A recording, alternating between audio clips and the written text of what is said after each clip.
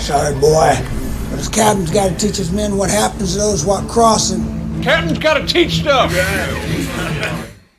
Good morning from the Bat Cave. It is September 23rd, 2024, and I'm going to keep going in this Solomon series. I'm going to try to get as close as I can to the end of the book, but before I do, I wanted to just cover Psalm 89 with you guys.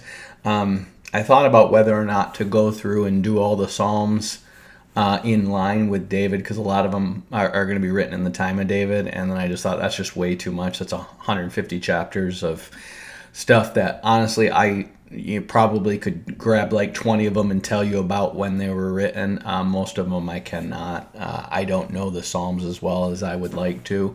And maybe in a future series I'll just do a whole series in the Psalms, because some of them are written in Moses' day, a lot of them are written in David's day, some of them are written by Solomon and after David by the sons of Korah, but we don't know exactly who or when. And it's just a lot. There's a lot of good stuff in there, but you're also going to get a lot of theology in the Psalms, and that's one of the things that David is going to be known for, or the psalmists are going to be known for, is teaching theology through Psalms. And if you remember the promise that we covered in the last one, which is going to be 2 Samuel chapter 7, Psalm 89 is largely about that. It's not entirely about that, but it incorporates that promise into the Psalm. So it's written by this guy named Ethan the Ezrahite, and if you go back to Psalm 88, these are probably brothers.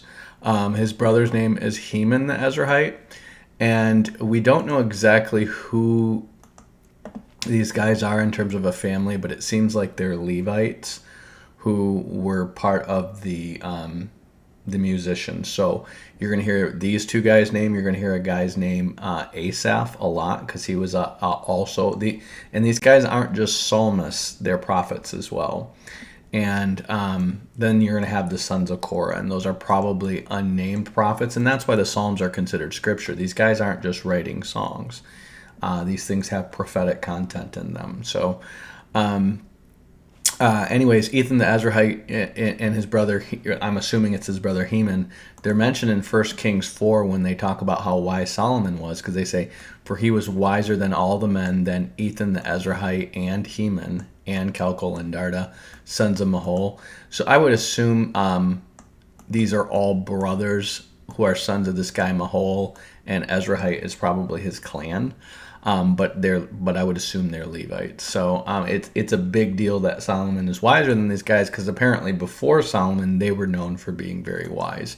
So when we look at Psalm 88 and Psalm 89, that's written by two of those very wise men who are also prophets, who are also psalmists. So he writes this maskil of Ethan the Ezrahite. He says, I will sing of the mercies of the Lord forever. With my mouth I will make known thy faithfulness to all generations. For I have said, mercy shall be built up forever. Thy faithfulness shalt thou establish to the heavens. I have made a covenant with my chosen. I have sworn to my servant David. So he's really getting into 2 Samuel 7 here. Thy seed will I establish forever, and build up thy throne to all generations. The heavens shall praise thy wonders, O Lord, thy faithfulness also in the congregation of the saints. For who in heaven can be compared unto the Lord, and who among the sons of the mighty can be likened unto the Lord? God is greatly to be feared in the assembly of the saints, and to be had in reverence of all them that are about him. O Lord God of hosts, who is a strong Lord like unto thee, and to thy faithfulness round about thee?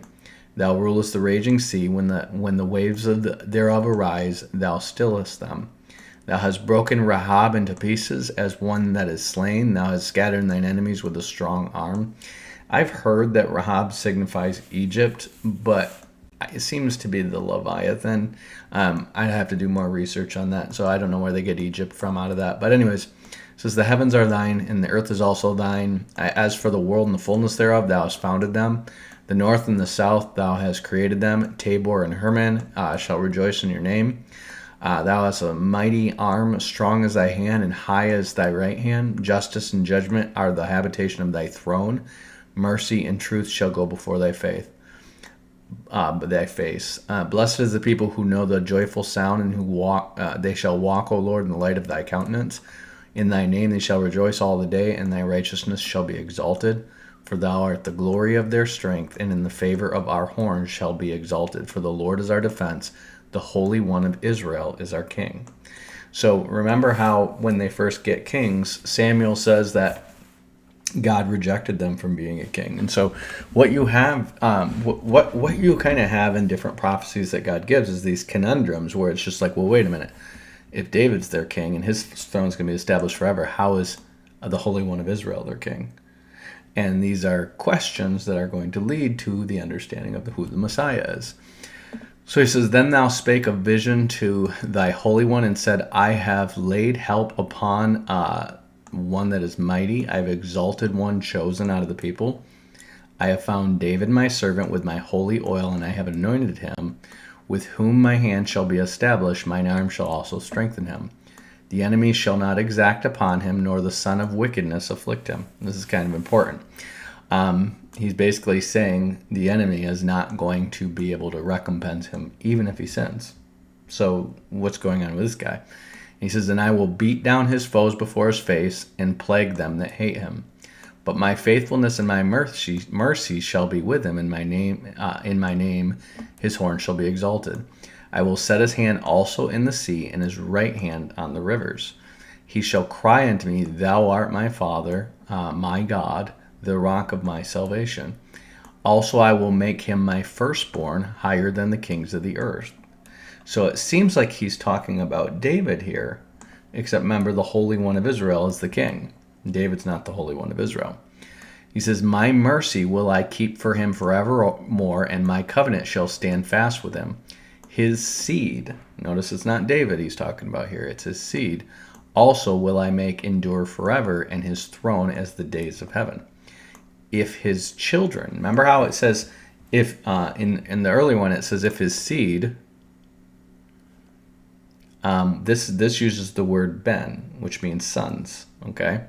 I want to see if that is plural. So the word here, ben, is plural. So it's not the word seed, which can be a single word that is both singular and plural. It's ben, which is plural.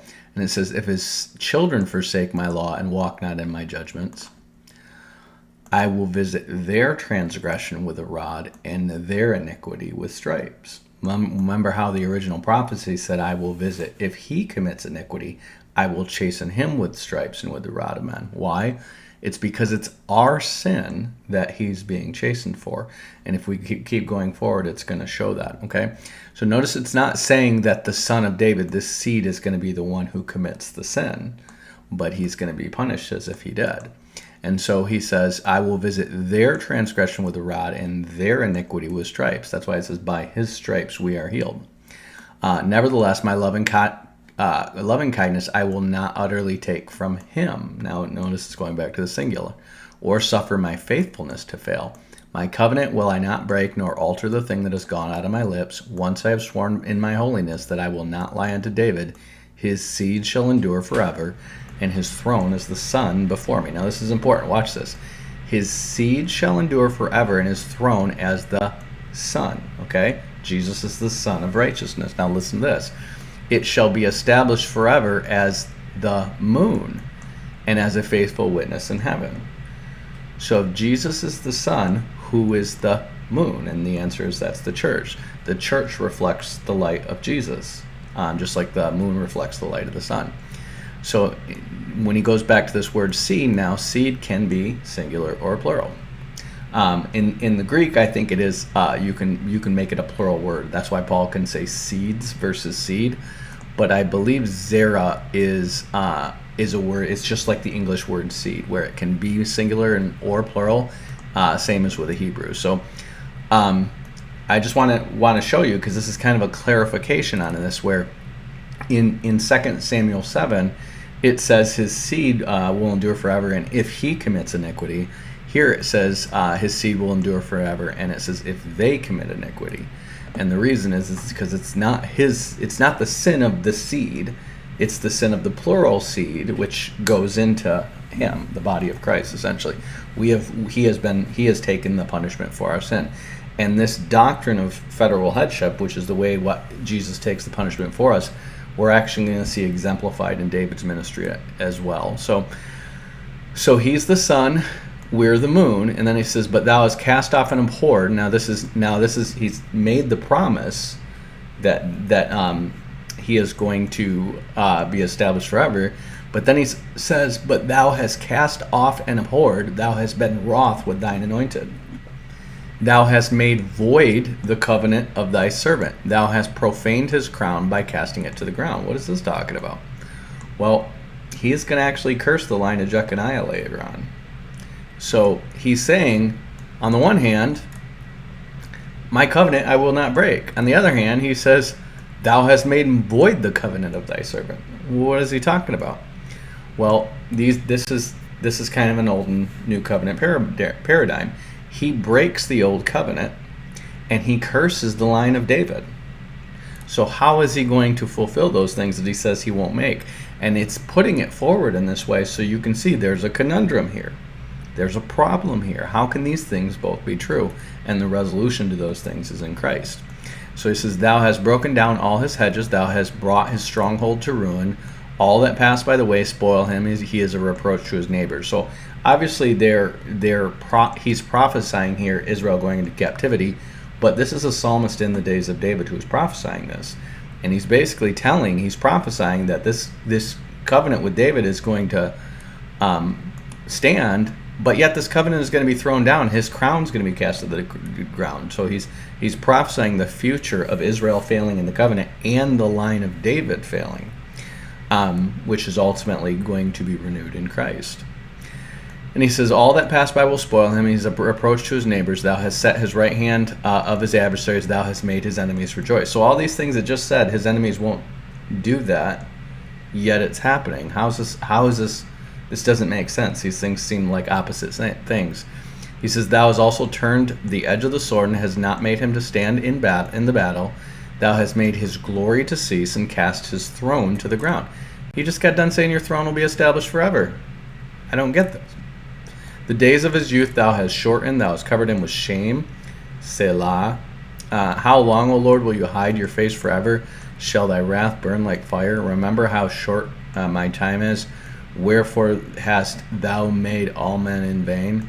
What man is he that liveth and shall not see death? Shall he deliver his soul from the hand of the grave?" So notice, what is he saying? It's going to look like all is lost. Who will deliver his soul from the grave? "Lord, where is your former loving kindness, which you swearest unto David in thy truth? Remember, Lord, the reproach of thy servants, how I do bear in my bosom the reproach of all the mighty people." Notice he says this, "How I bear in my bosom the reproach of all the mighty people." He's carrying our sins. "Wherewith thine enemies have reproached, O Lord, wherewith they have reproached the footsteps of thine anointed. Blessed be the Lord forevermore. Amen and amen." So it's this prophecy that's kind of taking you to Christ in the grave. It's taking you to Jerusalem falling, the line of David failing, the covenant being cast aside, and then you've got basically Jesus in the grave here, and it just leaves it there. It just leaves it there. Now, it gives clarification on one hand, but it just leaves it with the anointed seeming to have God's wrath on him. Well, some people might say, well, that was written when David was, having some problems. Maybe, but this isn't David writing it. So we need to look at this and go, wait, this is something bigger. This is a prophecy here. And it's ultimately these words combined with 2 Samuel 7 that's going to lead the apostles to understand once Jesus dies and raises again. It's like, oh, who will deliver his soul from the hand of the grave? He gets delivered from the grave. Oh, now everything is renewed in him. So the promise to David and the covenant promise that would never fail is secure in Christ, because even though the wrath came on him for our sin, the grave didn't hold him. And so that's an important one. You want to read 2 Samuel 7 and then Psalm 89 and get those two things kind of synced up before you get into the New Testament, and then kind of understand where they're drawing their theology from. So, that being said, we're going to go back to 2 Samuel chapter 11. I'm going to go forward as much as I can. Remember that last section I gave you. So 2 Samuel kind of starts with David, Saul dying. And David is basically fighting for the kingship for the first handful of chapters. And then the second handful of chapters, he is expanding the kingdom. And he's basically got the kingdom expanded all the way to the... he's got garrisons in Damascus. He's got a kingdom that is secure all the way up to the Euphrates River, all the way down to Egypt. The Philistines are subdued. They probably still have a handful of their primary cities that are relatively independent, but they're not going to be able to raise an army against David. I think they might actually try again later on in his rule, but that's the last time they seem to try it in Israel's history. So the rest of this is, remember, it kind of crescendos with David wanting to build the temple, right? He's kind of established his kingdom. He's pretty much pinned down and subdued all of his enemies. Now he wants to build a temple, and Nathan is sent to say, no, that's not going to fly.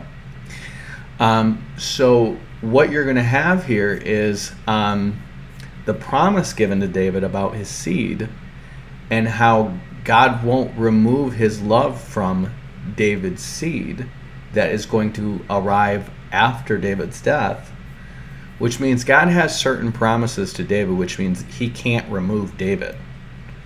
David must remain on the throne because a seed needs to come from his loins who has the throne after his death, which means David has to remain on the throne until his death, even if he screws up really bad.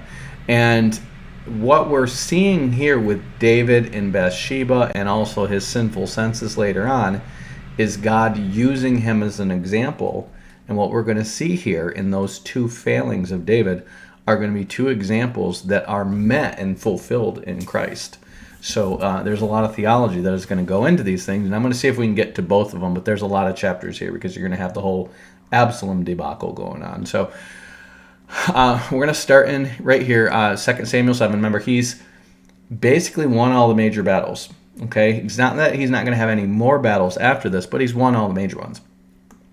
And so now he's kind of chilling, and he's just basically sending out Joab and Benaiah as running the armies, essentially. One is running essentially the general army of when Israel's all drawn up for battle, and the other one is running his full-time, basically, elite troops, if you will, kind of his Republican Guard, if you will. So David's kind of reached the point of, I think I'm just going to sit back and let you guys handle this one. I'm going to write some songs and just, kind of spend some time with the Lord. Only he doesn't spend some time with the Lord. So 2 Samuel 11:1, he says, "And it came to pass after the year was expired, at the time that kings go forth to battle, David sent Joab and his servants with him and all Israel, and they destroyed the children of Ammon and besieged Rabbah. But David tarried still at Jerusalem." So remember how he sent servants to Ammon to comfort the guy when his father died, and they humiliated the servants. And so David says, fine, we're just going to conquer your whole kingdom then. How's that sound? And he says, "And it came to pass in the eventide that David arose from off his bed and walked on the roof of the king's house, and from the roof he saw a woman washing herself, and the woman was very beautiful to look upon." Now, right here we want to think about, okay, here's a woman washing herself. What does that mean? Okay, is she fully naked taking a bath? Is she just like, for one, this is Israel in the spring. You're on a mountain. So the idea of David being able to look down, his house is probably the highest on the mountain. So the idea of him being able to look down and see on somebody else's rooftop is not strange. If you've ever been to Jerusalem, you can just look down and see all the houses that are down the hill from you. So it's not strange that he can see. It's also probably not strange for somebody to be bathing on the roof, because I'm sure they would have like a lattice or something for privacy, but your roof was kind of like your porch when you're in a city on a mountain. So it's not like you just have a backyard. And so what a lot of people would do is they would have a 2-story house. This would be kind of standard, and it still kind of is in Israel today. You would have a 2-story house, and either like today, for instance, if it's an apartment, if you have an upper story, your roof is kind of your back porch. If you have a lower story, you have a little tiny backyard space, but it's a small walled-in space where maybe you could have a couple plants or something. If not, you're going to have those on the roof. And obviously, if you have a little bit more money, you're going to have both those floors to yourself. And typically, you're just not going to have the space for backyards and stuff. And so people would have on their roof like maybe some plants, maybe a little pool or something like a bathtub, and they might do their bathing there because you didn't have a shower. So where are you going to do your stuff, right? So whatever she's doing, I want you guys to understand, you're going to have most of your movies and stuff like this about David are going to elicit things that are not said in the text to try to make this seem either more reasonable on David's behalf or like David was seduced by Bathsheba. There's nothing that she's doing that's abnormal. David's just a peeping Tom. He's literally just being a peeping Tom right now. You see a woman bathing on the roof, and you're like, he's a peeping Tom. She's, washing herself probably, and he's checking her out. And more than likely, there's something like plants or a lattice with leaves and stuff like that. Something for privacy, because obviously if she can be seen from a rooftop, she doesn't want the whole world just watching, right? But he's checking her out. And there's nothing here that insinuates that she's trying to be seen by him. She's just one of his men's wife. And it says, so David sent and inquired after the woman. And one said, is this not Bathsheba, the daughter of Eliam, the wife of Uriah the Hittite? So they're like, yeah, she's married, dude. So he asks about her. He sees a woman, and he's like, ooh, she's fine. I was just watching this woman bathe herself or wash herself or whatever. And she could have not been bathing. She could have just literally been taking towels and washing herself. Who knows? And so they tell him she's another man's wife. Yeah, one of your mighty men, one of these guys who've been loyal to you since you were an outcast. Yeah, that's his wife. Oh. So he sent messengers and took her, and she came into him, and he lay with her. For she was purified from her uncleanness, and she returned to her house. So he didn't just sleep with her. He sent people to go get her so he could sleep with her, knowing that she's one of his men's wife, okay? Don't try to redeem anything. Like, I've seen movies where it's like, she disrobes before David, and she's got bruises and stuff all over her because Uriah the Hittite just beats her all the time, and he never sleeps with her, and David's just so mad at Uriah the Hittite. This is bullcrap. No. He was being a peeping Tom, and then he was like, I want that, go get her. And he sends people to go get her. So there are people who knew what he did. And the woman conceived, and she sent and told David, I am with child. Now, David's plan, I don't care what anyone tells you about David wanting this other guy's wife for himself. That was not his plan. His plan was to hit it and quit it. Okay? That's it. But she comes back pregnant. I want you to understand, he has no plan to get rid of Uriah so he can have his wife. Even when she comes back pregnant, his plan is to, I need to get Uriah here to sleep with you real quick so that he can get you pregnant. And if your kid comes out redheaded with freckles and he's a Hittite and looks nothing like that, well, we're going to have to just, come up with a lie and come up with one quick. Like the Grinch. And so she comes back to him and she's like, I'm pregnant. And he's like, it's not mine. And he's like, you want to go on, Maury? Okay. So David sent to Joab, says, send me Uriah the Hittite. And Joab sent Uriah to David. He's like, maybe that's what you should have done the first time when somebody told you that's his wife. And then when Uriah has come to him, David demanded of him how Joab did and how the people did and how the war prospered. And David said to Uriah, go down to your house and wash your feet. And Uriah departed out of the king's house, and there followed him a mess of meat from the king. He's like, take some food, take a rest. And Uriah slept at the door of the king's house with all the servants of his lord, and went not down to his house. And when they had told David, saying, Uriah went not down into his house, David said unto Uriah, camest thou not from thy journey? Why then did thou not go into thy house? Oh, King James, come on. So hard to read.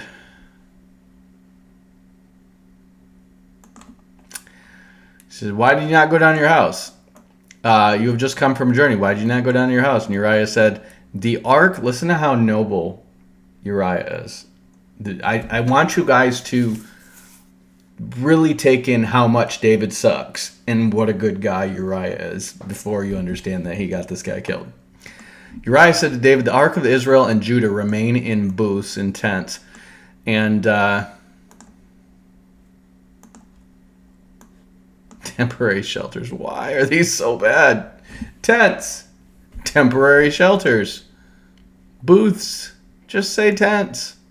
Temporary shelters. Booths. Tents. There you go. Back to King James. Whatever. These guys, just smush them all together into one good translation. Come on. The ark of Israel and Judah remain in tents, and my lord Joab and the servants of my lord are camping in the open field. Shall I then go to my house and eat and drink and lie with my wife? As you live and as your soul lives, I will not do such thing. In other words, remember what David said when he went to the temple to get Goliath's sword and all that? And the bread, and he said, if your men haven't lied with women, you can have it. And he's like, whenever we go out to battle, we don't sleep with our wives. It's like a thing. They're sanctifying themselves under the Lord for favor in the battle that they hopefully don't come back dead. So this is a tradition that David has had with his men since back in the day. And Uriah is one of those men. And Uriah's like, it wouldn't be right when the Ark of the Covenant of the Lord is out there in the battle, and the men are out there in the battle, and I'm at home sleeping with my wife. No. I don't want to get myself in a situation where I grieve the Lord because I'm not taking my duty of battle seriously enough. I will not do such a thing. As your soul lives. Listen what he says to the king. As your soul lives, I won't do it. This is David. This was David's standard. Then Uriah said, remain here today and tomorrow, and I will send you back. So Uriah remained in Jerusalem one day, and on the next day, David invited him to eat and drink in his presence and made him drunk. Now he gets him drunk. And in the evening, he went out to lie on his couch with his servants of the Lord, and he did not go down to his house. I can't even get this guy drunk and get him to sleep with his wife. He's so noble. Oh.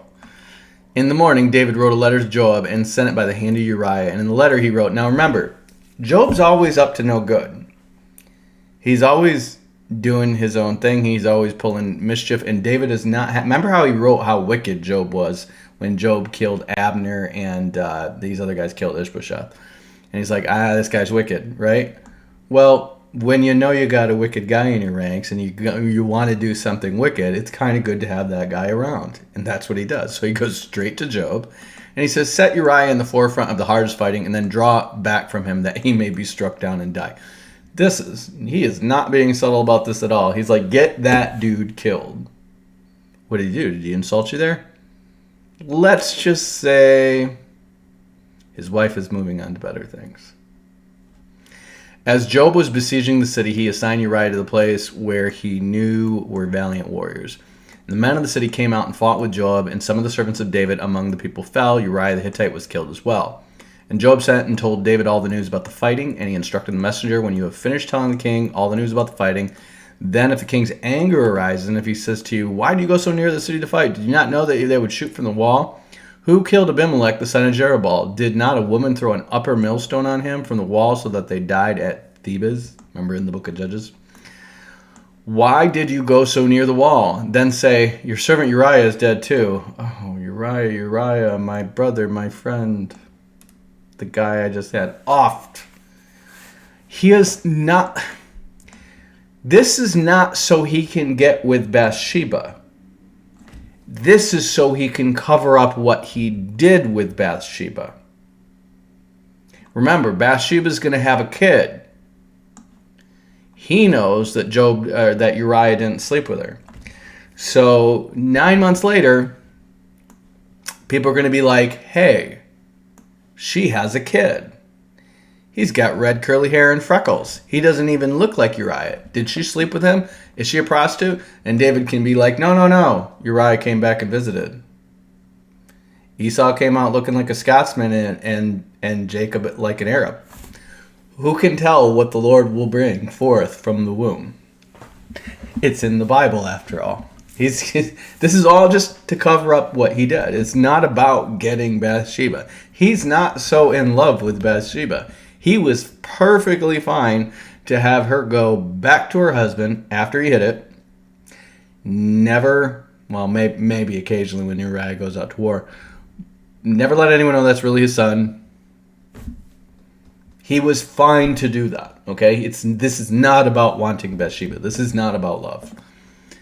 It's almost like Solomon ends up on the throne because he owes Bathsheba one, like big time. So the messenger went and came and told David all that Joab had sent him to tell. And the messenger said to David, the men gave an advantage over us and came out against us in the field, and we drove them back to the entrance of the gate. Then the archer shot at your servants from the wall, and the king's servant is dead, and your servant Uriah the Hittite is dead also. David says to the messenger, thus you shall say to Joab, don't let this matter trouble you, for the sword devours now one and now another. Who can tell who's going to die in battle? Press your attack of the city and overthrow it and encourage him. I don't want Joab to be discouraged because the mighty Uriah is dead. And Uriah is one of his mighty men. He's not just some dude. He's one of his main dudes. The wife of Uriah heard that her husband was dead. She made lamentation for him. Not more like, I never saw this coming tears, but more like, I better put on my widow's garb tears so people don't suspect anything. When the morning was over, David sent and brought her to his house, and she became his wife and bore him a son. But the thing that David had done had displeased the Lord. You don't say. You don't say. That would be quite characteristic of the Lord based on the things that we've heard about him in the past. So as soon as she's done mourning, David takes her and marries her. Why? You know, Uriah was my main dude, and because she was married to a Hittite, no one's really going to want her after this, and I just feel like it's my duty to my good friend Uriah to take his wife as my wife to take care of her, because I'm a noble guy. Noble David, that's what they call me. And the Lord sent Nathan to David. Now Nathan, remember Nathan? Yeah, Nathan, the guy who's like, here's a promise of your seed to live forever. But by the way, don't build the temple because you're not entirely pure and righteous. The Lord sent Nathan to David. He came to him and said, there were two men in a certain city, one rich and the other poor. The rich man had very many flocks and herds, but the poor man had nothing, a little ewe lamb which he had bought. He brought it up, and it grew up with him and his children, and he used to eat of his meager fare and drink from his cup and lie in his bosom. It was like a daughter to him. And David's like, oh, good, I love riddles. Let's hear it. Let's hear your wise saying, Nathan. Now there came a traveler to the rich man, and he was loath to take one of his own flock or herd to prepare for the wayfarer who had come to him. But he took the poor man's lamb and prepared that for the guests who had come to him. Then David's anger was greatly kindled against the man, and he said to David, as the Lord lives, the man who has done this deserves to die. Wow, David, I didn't even ask you what this man deserves. You were just on it. You're just so full of love of justice and righteousness and truth. I love it, David. I love it. He shall restore the lamb fourfold because he did this thing and because he had no pity. Oh, I love it, David. I love it. Fourfold, fourfold, fourfold. Pay close attention to words. He will restore fourfold because he did this thing because he had no pity. Nathan said to David, you're the man. Oh, crap. Did I say fourfold? I meant 1/4 fold. Oh, crap. Yeah, you better crap. Fourfold. Nathan said to David, you are the man. Thus says the Lord, the God of Israel, I anointed you king over Israel and rescued you from the hand of Saul. I gave you your master's house and your master's wives into your bosom. I gave you the house of Israel and Judah, and if that had not been too little, I would have added much more. Why have you despised the word of the Lord to do what is evil in his sight? The word of the Lord should be capital here. Why have you despised the word of the Lord to do what is evil in his sight? You have struck down Uriah the Hittite with a sword, and you have taken his wife to be your wife, and have killed him with the sword of the Ammonites. David didn't just kill a man so he could have his wife. He killed a man to cover up the fact that he had impregnated his wife. Now, therefore, the sword shall never depart from your house, for you have despised me, and you have taken the wife of Uriah the Hittite to be your wife. I want you to hear this. When he's using this metaphor of a guy saying he loves this lamb, and this lamb is like his own daughter, and he feeds from his own hand and stuff like this, and this guy just wants to eat that lamb. He doesn't want to have the lamb. He just wants to eat it and be done. That's what he's saying David did. This man had one wife. David had 7 wives plus concubines. This man had one. David didn't even want his wife. He just wanted to have it and be done. That's how awful this is. And this poor sap ends up dead because David just wanted to just have a go at his wife. Not have his wife, have a go at his wife. Okay? This needs to be as ugly can be to you. Thus says the Lord, I will raise up trouble against you from within your own house. I will take your wives before your eyes, and I will give them to your neighbor, and he shall lie with your wives in the sight of the sun. Remember? Fourfold. Fourfold is what this needs to be. For you did it secretly, but I will do this thing before all Israel and before the sun. David said to Nathan, I have sinned against the Lord. And Nathan said to David, now the Lord has put away your sin. You shall not die. Notice, chastening. But he's put away your sin. You will not die. He deserves to die. Under the law, he deserves to die. And you guys need to hear this really loud.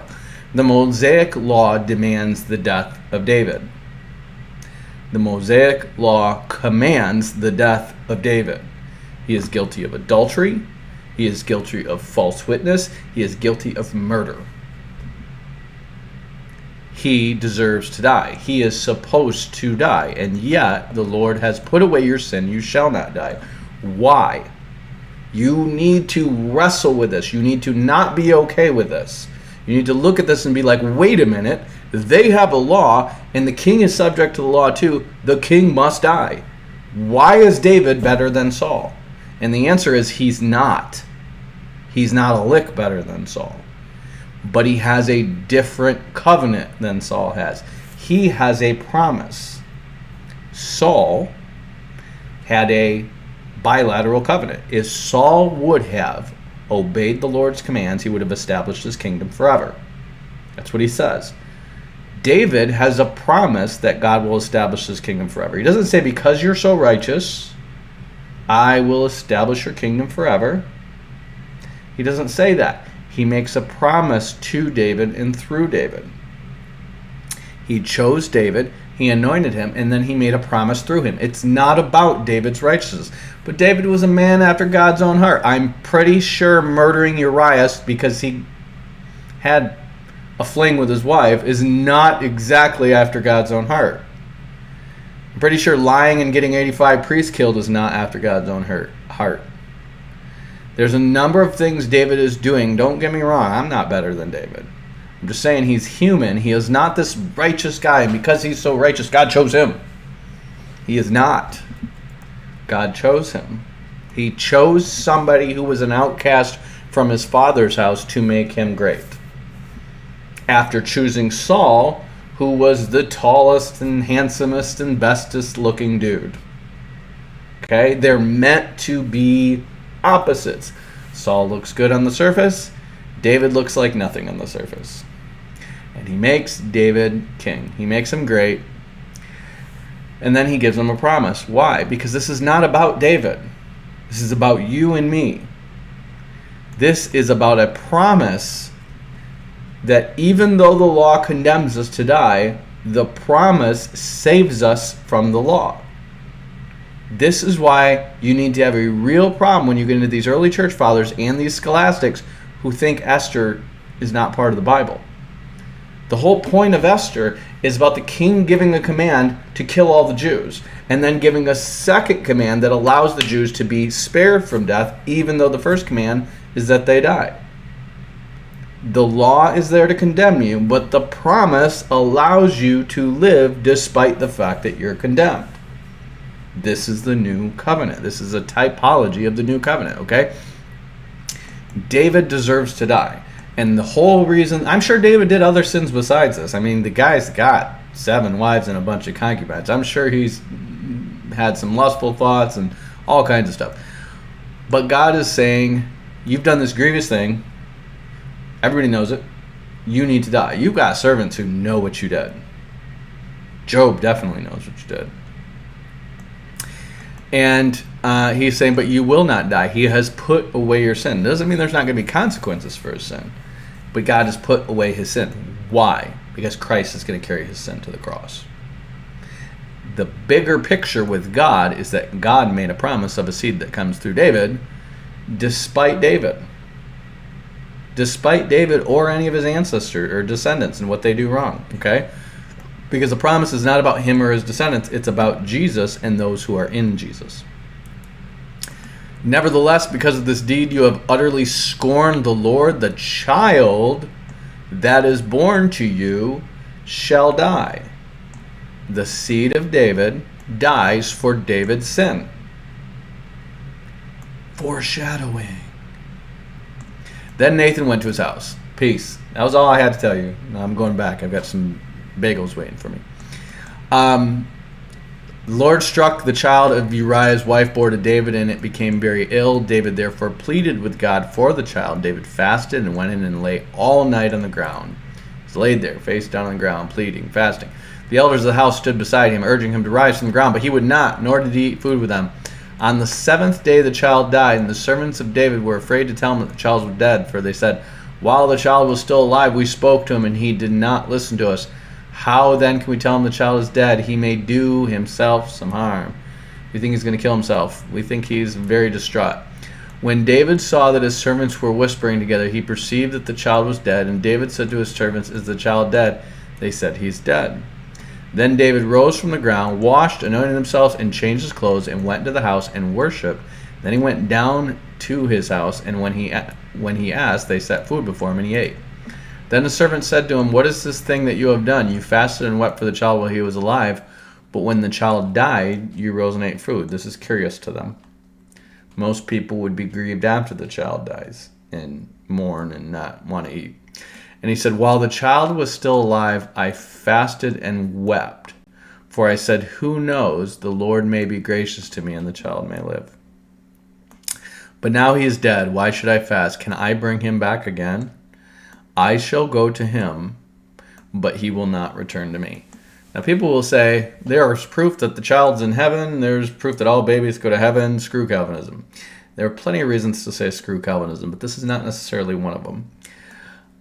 When he's saying, I shall go to him, but he will not return to me, where's the child? And the answer is the child is in Sheol. The child is not in heaven. Nobody gets to go to heaven until Jesus Christ dies for their sins.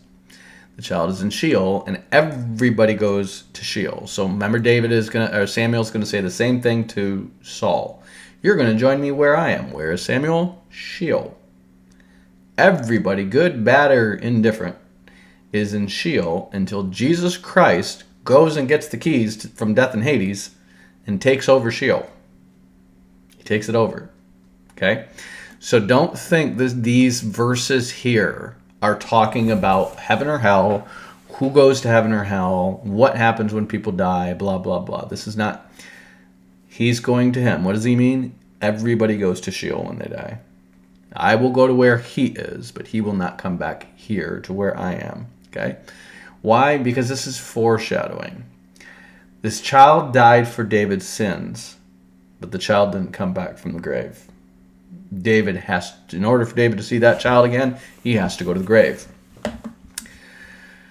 So David then consoled his wife Bathsheba and went into her and lay with her, and she bore a son, and he named him Solomon. The Lord loved him. So I don't know if Solomon was immediately born here, because Bathsheba actually has 4 sons. And I don't know if the first one counts as the child that dies, probably. The last 2 are Nathan and Solomon. Solomon seems to be the youngest of all of them. And Solomon is only like, I think he's like 20. He's young when he takes the throne. He's like 20. So this is 20 years before-ish. Okay, which means David around here, David's going to be around 70 when he dies. David's around 50. That's how you understand. Now Solomon might be under 20. I don't know if it says how old he was when he takes the throne, but he is a young man when he takes the throne, and then he rules for 40 years. So I would assume he is probably mid-20s at the most, maybe late 20s. Anyways, he says, So anyways, the Lord loved him and sent a message by the prophet Nathan, so he named him Jedediah because of the Lord. Now this is interesting. He names Solomon Jedediah. Why? Because Jedediah means beloved of Jah. Beloved of Yah. The Lord loved Solomon. So, for whatever reason, the Lord loves Solomon. Why does the Lord love Solomon? His name means man of peace. I don't know. Maybe he's a Christ type. Maybe that's why God loves him. Maybe God is choosing to love him the same way he's choosing to love David, because he's a Christ type. And he's going to screw up a lot, just like David's going to screw up a lot. But he's a Christ type. Maybe that's it. It says, now therefore gather the rest of the people together and camp. Oh, I'm sorry. So this whole part about Solomon, I have a feeling took place much afterward, because it's not like all this is going to go on in another 9 months. It's almost like this whole thing with Nathan comes about afterward. And for whatever, they wedge it in here because it's pertinent to Nathan's promise to David and why David sinned. But obviously, this woman is going to have a child. So you're going to have 9 months pass. Child's going to die.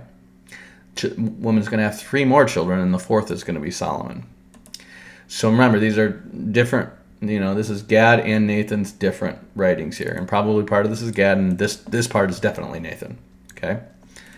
But now we go right back to here. And Job fought against Rabbah, the children of Ammon, and took the royal city. Well, he hasn't been fighting for 2 years.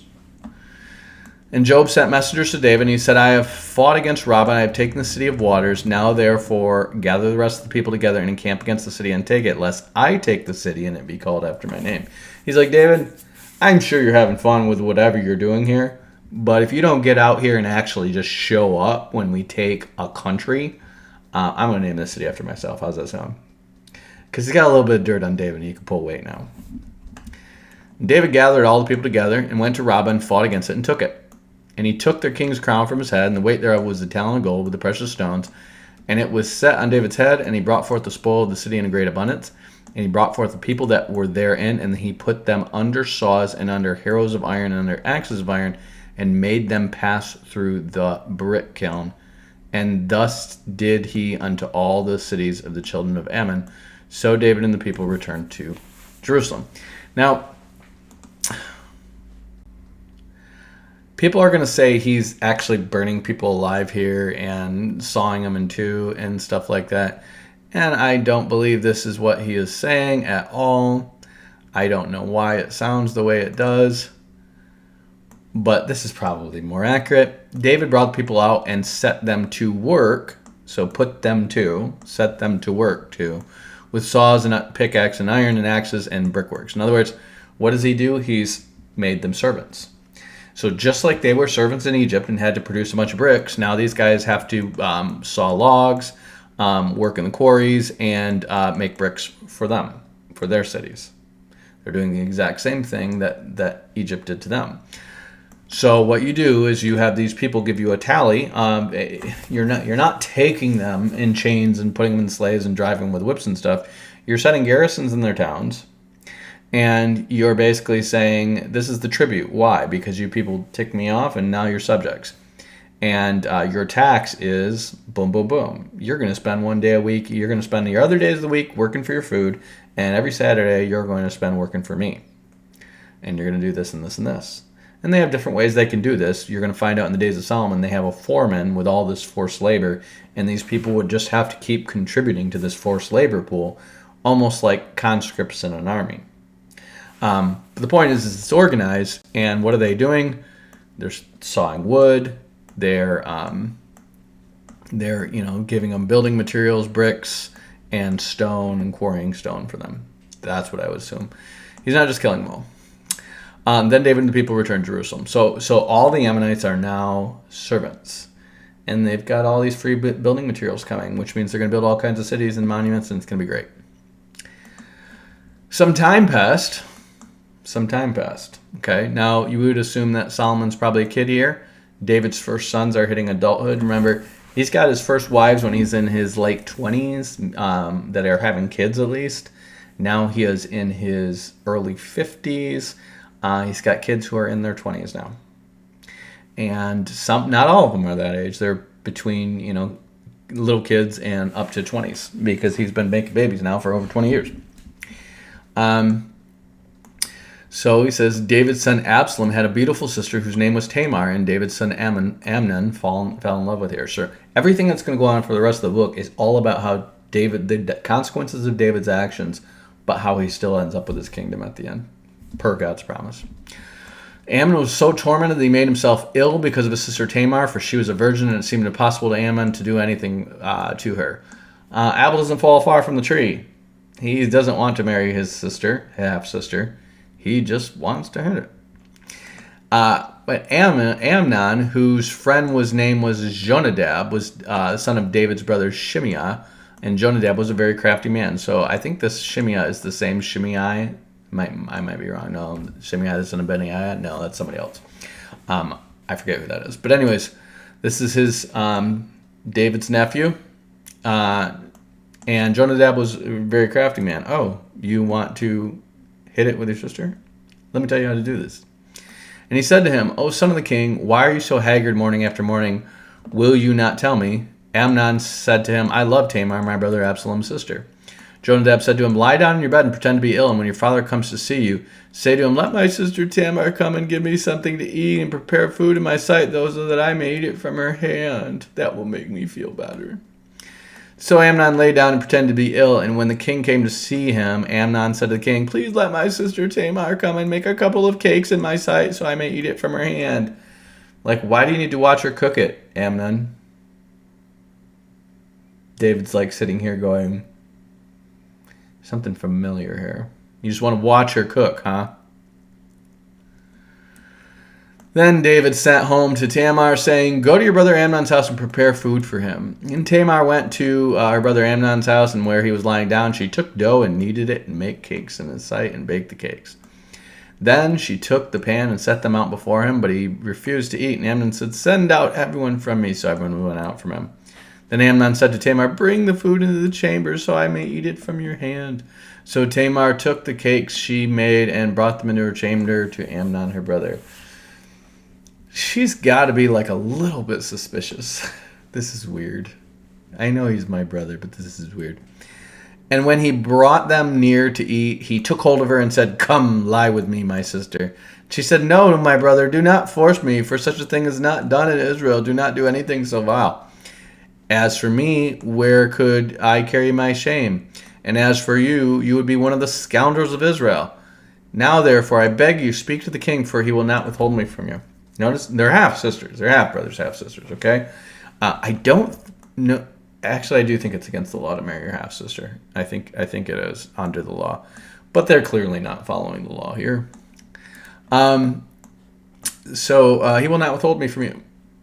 But he would not listen to her, and being stronger than her, he forced her and lay with her. Nope, I just want to rape you right now. Then Amnon was seized with a very great loathing for her. Indeed, his loathing was even greater than the lust he had felt for her. Amnon said to her, get out. Why? Because it wasn't what I expected. You mean raping somebody wasn't as enjoyable as your sexual fantasy about them? Who knew? Who knew? So it's sad that it wasn't everything that he had imagined that it would be. And he's like, get out, get out. And but she said to him, no, my brother, for this is wrong, and setting me away is greater than the other thing you did to me. But he would not listen to her. It's like, I don't even want you for my wife. I just wanted to hit it and quit it. I am my father's son. He called the young man who served him and said, put this woman out of my presence and bolt the door after her. His kids are spoiled. They got servants. I don't know why he has his own apartment in the first place. And why he sent his other daughter to David is just dumb as a nug in here. Now, she was wearing a long robe with sleeves, for this is how the virgin daughters of the kings were clothed in earlier time. So servants put her out and bolted the door after her. So she was apparently very clothed. This is how they would roll. And he apparently had to work at this. But Tamar put ashes on her head and tore the long robe she was wearing and put her hand on her head, and she went away crying aloud as she went. Why? Because the law says if you don't cry out, they're going to stone you to death. She's the only person who's in this whole situation. And just so you know, she's the daughter of a Geshurite, which means she's not an Israelite. She's half Israelite.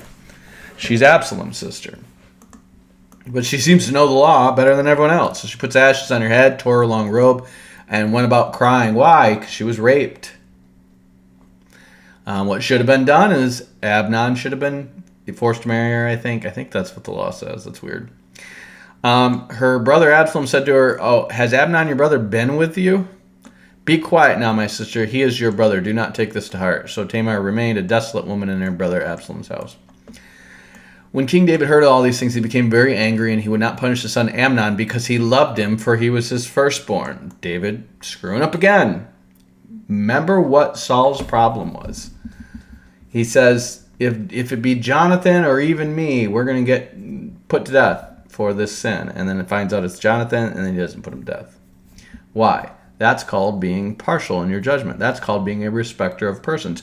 Well, that's different. It's a different set of rules if it's my friend. This is why you have to, as a Christian, I expect this from my friends and me. If I'm walking in sin, I don't care who you are. I don't care if you've been through thick and thin with me, if you've been my friend for 1 year, 5 years, or since I was a baby. I don't care if you didn't say anything when I was sinning. If you're walking in sin, and the Bible says to me, it's a fornicator, a drunkard, or an adulterer, or a swindler, or whatever, don't even eat with them. You got to have the same rules for everybody. You can't just be like, well, that's my buddy, though. He stuck up for me that one time in the thing. Nope. It's the same for everybody. Now, David didn't punish him. So you had your son. He's your firstborn. This is his firstborn son. Raped his sister, and he goes completely unpunished. No penalty whatsoever. He was angry, but he wouldn't punish him. But Absalom spoke to Amnon neither good nor bad, for Absalom hated Amnon because he had raped his sister Tamar. I think Absalom is his second-born son. After 2 full years, Absalom had sheep shearers at Baal Hazor, which is near Ephraim, and Absalom invited all the king's sons. Absalom came to the king and said, Your servant has sheep shearers. Will the king and his servants please go with your servant? So apparently Absalom's got a sheep herd, and it's time to make some money off the wool, and he's got his little chunk of the Davidic family estate, and he's running it. But the king said to Absalom, No, my son, let us not all go, or else we will be burdensome to you. He pressed him, but he would not give him his blessing. Then Absalom said, If not, let my brother Amnon go with us. The king said to him, Why should he go with you? He's like, It's my brother, man. It's my main brother. Firstborn, secondborn. Didn't he just rape your sister last year, though? Yeah. But you know how we are in this family. We get upset, but we never really do anything about it, David. It'll be fine. But Absalom pressed him to let Amnon and all the king's sons go with him, and Absalom made a feast like a king's feast. And Absalom commanded his servants, Watch when Amnon's heart is merry with wine, and when I say to you, strike Amnon, then kill him. Do not be afraid. Have I not myself commanded you, be courageous and valiant? Do it. Take him out. So the servants of Absalom did to Amnon as Absalom had commanded, and then all the king's sons rose, and each mounted his mule and fled. When they all were on the way, the report came to David that Absalom had killed all the king's sons, and not one of them was left. And the king rose and tore his garments and lay on the ground, and all the servants who were standing by tore their garments. But Jonadab, the king's brother Shimea, said, Let not my lord suppose that they have killed all the young men of the king's sons. Amnon alone is dead. This has been determined by Absalom from the day Amnon raped his sister. He should have been dead anyway, or forced to marry her or whatever. I don't know how this goes down, but something should have happened to him. Now therefore, do not let my lord the king take it to heart, for if all the king's sons were dead, for Amnon alone is dead. But Absalom fled. When the young man who kept watch looked up, he saw many people coming from Horonaim Road by the side of the mountain. Where's Horonaim Road? Horonaim Road by the side of the mountain. I don't know where that is. But he's up here. This is where Jerusalem is. And Geshur is where his dad is from down here.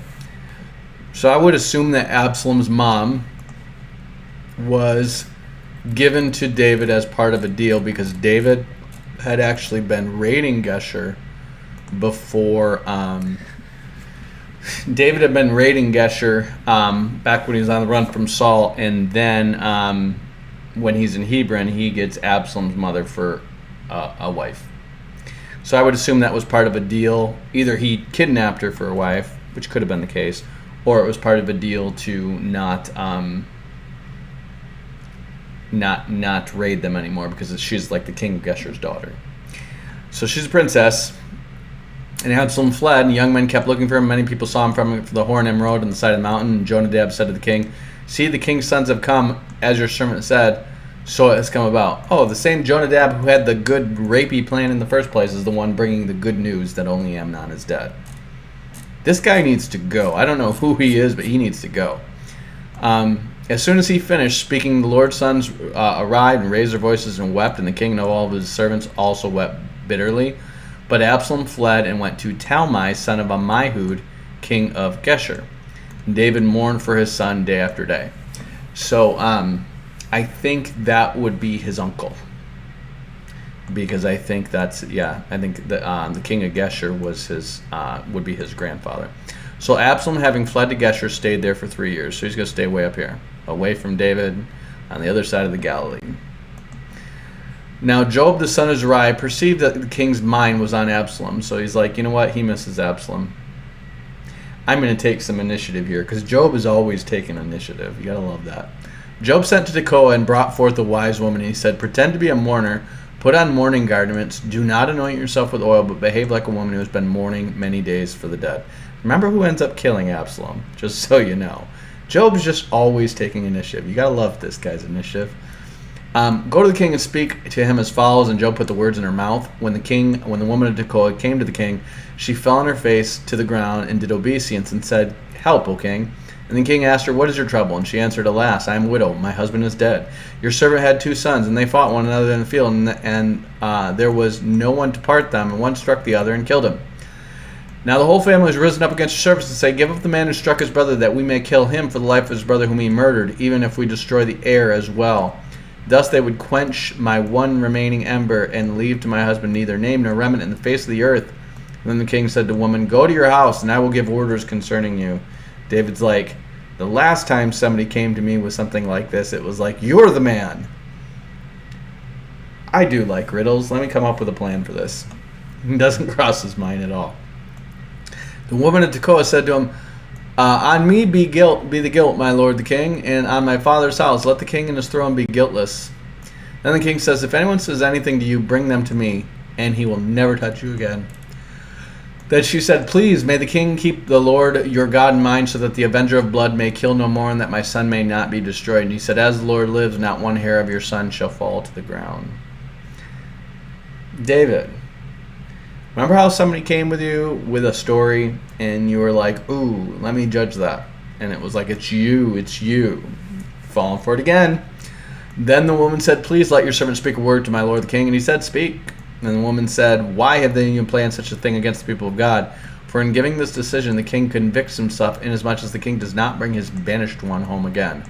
David's like, "No, I got plenty of wives and plenty of sons. I will be fine. I'll have an heir." Nope. He falls for it again. "We must all die. We are like water spilled on the ground, which cannot be gathered up. But God will not take away a life. He will devise plans so as not to keep an outcast banished forever from his presence." This is apparently all Joab who's saying this. Now, that's kind of true about God. But what about the law? Oh, nobody follows the law. "Now I have come to say this to my lord the king, because the people have made me afraid. Your servant thought, I will speak to the king, and it may be that the king will perform the request of his servant. For the king will hear and deliver his servant from the hand of the man who would cut both me and my son off from being a heritage to God. Your servant thought, the word of my lord the king will set me at rest, for my lord the king is like an angel of God, discerning good and evil, not at all butt kissing. The Lord your God be with you." Then the king answered the woman and says, "Do not withhold from me anything I ask you." And the woman said, "Let my lord the king speak." And he's like, "Did Joe put you up to this?" This tale and these words have the ring of Job and his initiative. The woman says, "Is the hand of Job with you in all this? Job put you up to this?" The woman answered and said, "As surely as you live, my lord the king, one cannot turn right or left from anything that the Lord the king has said. For it was your servant Job who commanded me. It was he who put all these words in the mouth of your servant." He's like, yeah, that kind of buttering me up kind of sounds like something Job would do. while he's plotting to kill somebody behind my back. In order to change the course of affairs from your servant Job did this, but my Lord has wisdom like the wisdom of the angel to know all things that are on the earth. Quit sucking up to me, woman. Then the king said to Job, very well, I grant this. Go bring back the young man Absalom. Job prostrated himself with his face to the ground and did obeisance and blessed the king. Job said, today your servant knows that I have found favor in your sight, my Lord the king, in that the king has granted the request of his servant. What is Job's motive? I would assume Job's motive is to say, one day Absalom is going to be king, and I'm going to be his right-hand man because he owes me one now. That's what I would assume. It's hard to tell how old Job is compared to David, because David has Solomon put his finger across the throat of Job when after David's dead. So I would assume Job is within 10 years of David's age. He's been rolling with him for a minute. So Job, but he's his sister. I think he's either his nephew or his cousin. I think he's his sister's son. I think he's a cousin. But he might be a nephew. So he might be an older nephew. So Job set off, went to Geshur, and brought Absalom to Jerusalem. The king said, let him go down to his house. He is not to come into my presence. So Absalom went to his own house, and he did not come to the king's presence. Now in all Israel there was no one to be praised so much for his beauty as Absalom. For from the sole of his foot to the crown of his head there was no blemish in him. Oh, he's like an unblemished lamb. And when he cut his hair off his head, like a lamb sheep is shorn once a year. When he cut his hair off his head, for at the end of every year he used to cut it, it was heavy. When it was heavy on him, he cut it. He weighed the hair of his head 200 shekels by the king's weight. That's a lot of hair. There were born to Absalom 3 sons and 1 daughter whose name was Tamar, and she was a beautiful woman. So Absalom lived 2 full years in Jerusalem without coming to the king's presence. Then Absalom sent for Joab and to send him to the king, but Joab would not come to him. He sent a second time, and Joab would not come. Then he said to his servants, look, Joab's field is next to mine, and he has barley there. Go set it on fire. So Absalom's servants set the field on fire. Then Joab arose and went to Absalom in his house and said to him, why have your servants set my field on fire? And Absalom answered Joab, look, I sent word to you, come here, that I may send you to the king, with the question, why have I come from Geshur? It would be better for me to be there still. Now let me go into the king's presence, for if there is guilt in me, let him kill me. Then Joab went to the king and told him, and he summoned Absalom, and he came to the king and prostrated himself with his face to the ground before the king, and the king kissed Absalom. So they made up. I know you murdered my son, but he raped your sister. Let's just all be friends. After this, Absalom got himself a chariot and horses and 50 men to run ahead of him. Now, mind you, he's his firstborn, likely an heir to the throne, and Absalom's killed him. Now Absalom's the likely heir to the throne. Solomon is still a little kid at this time. I would assume that most of his brothers are little kids at this time, because Amnon and Absalom would have been probably his first 2 sons after he was king in Hebron. He doesn't seem to have any sons before that. So anyways, Absalom used to rise early and stand before the road of the gate, and when anyone brought a suit before the king for judgment, so that's what you would do back then. You would go to the king like he was the judge in the court. Absalom would call it and say, from what city are you? And when the person said, a servant of such and such of a tribe in Israel, Absalom would say, see, your claims are good and right, but there is no one deputed by the king to hear you. In other words, there's nobody appointed by the king to hear all these cases. The king's too busy with all the affairs. He's just not a good king. He hasn't set up the administration so somebody can hear your civil suit. I wish there was a better king. Oh, that there were a better king than David. Absalom said, moreover, if I were judge in the land, then all who had a suit or case might come to me, and I would give them justice. I would prioritize this. Never mind this killing all and subduing all of our enemies stuff he's always up to.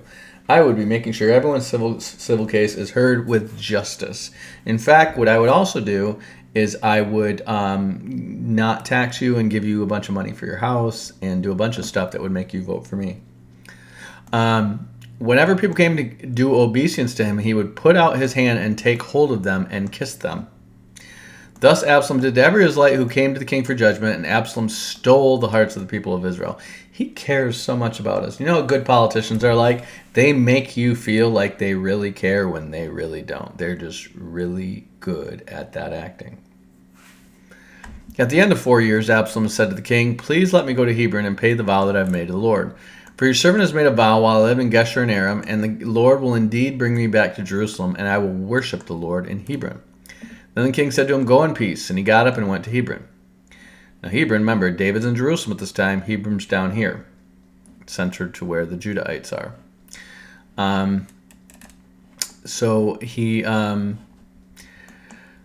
soon as he said, Absalom sent secret messengers throughout all the tribes of Israel, saying, "As soon as you hear the sound of the trumpet, then shout, 'Absalom has become king in Hebron.'" So what is he doing? He's having himself a little coup here. What he's doing is he stole a bunch of hearts of a bunch of people, and they're just going to be like, "Oh, Absalom's king." And it's like, what about David? Did he die or something? And Absalom's like, "I'll take care of that in a minute." So 200 men from Jerusalem went with Absalom. They were invited guests, and they went in their innocence, knowing nothing of the matter. So he apparently took some prominent men to make it look like all the nobles are in on this, and this is legit. But they didn't know. And while Absalom was offering sacrifices, he sent for Ahithophel, the Gilonite, David's counselor from the city of Gilo. The conspiracy grew in strength, and the people with Absalom kept increasing. Now, Ahithophel is actually Bathsheba's grandfather. I did not know this. But if you go to 1 Chronicles, it says, "And Ahithophel was the king's counselor, and Hushai the Archite was the king's companion." And then it says,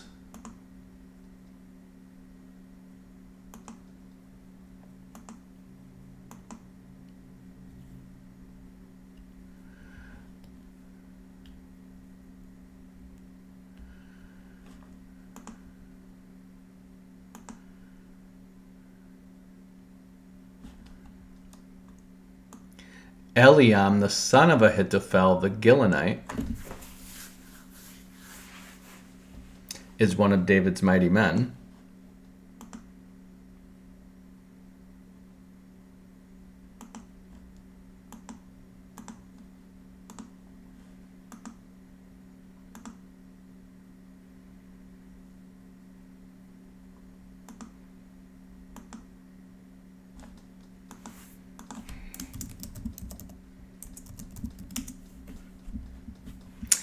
And then Bathsheba is the daughter of Eliam of Uriah the Hittite.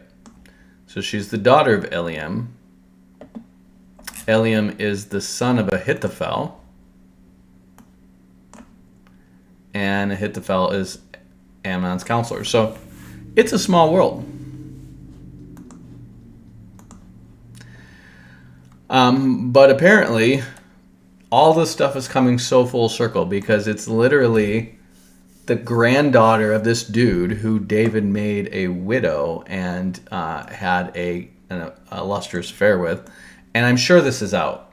If he's David's counselor, I'm sure he knows what's going on. So David would have gotten his grandson killed, his grandson-in-law killed. And it's just a closed loop of lies. Let's see. So a messenger came to David saying, "The hearts of the Israelites have gone after Absalom." Then David and all his officials who were with him in Jerusalem, "Get up." David said to all his officials who were with him at Jerusalem, "Get up, let us flee, or there will be no escape from this Absalom. Hurry, or he will soon overtake us and bring disaster down upon us and attack the city with the edge of the sword." Now, I don't get why David is this weak and vulnerable. I thought he's got like 30,000 men that are on it at all times. What happened to his mighty men? The only thing I can guess is that his troops are off campaigning. It's the only thing I can imagine, that they, or They've radically downsized the army because they've subdued all their enemies. And these people are mostly garrisons in these cities, but they're not readily available for him. Because he's got some guys with him, but apparently not as many as he had back in the day. And he's like in his 50s, but that just means most of these people who are rolling with would be in their 40s or younger who've been rolling with David for a while, and Absalom's just a punk kid. So I don't get this. I really don't understand why he's so weak here.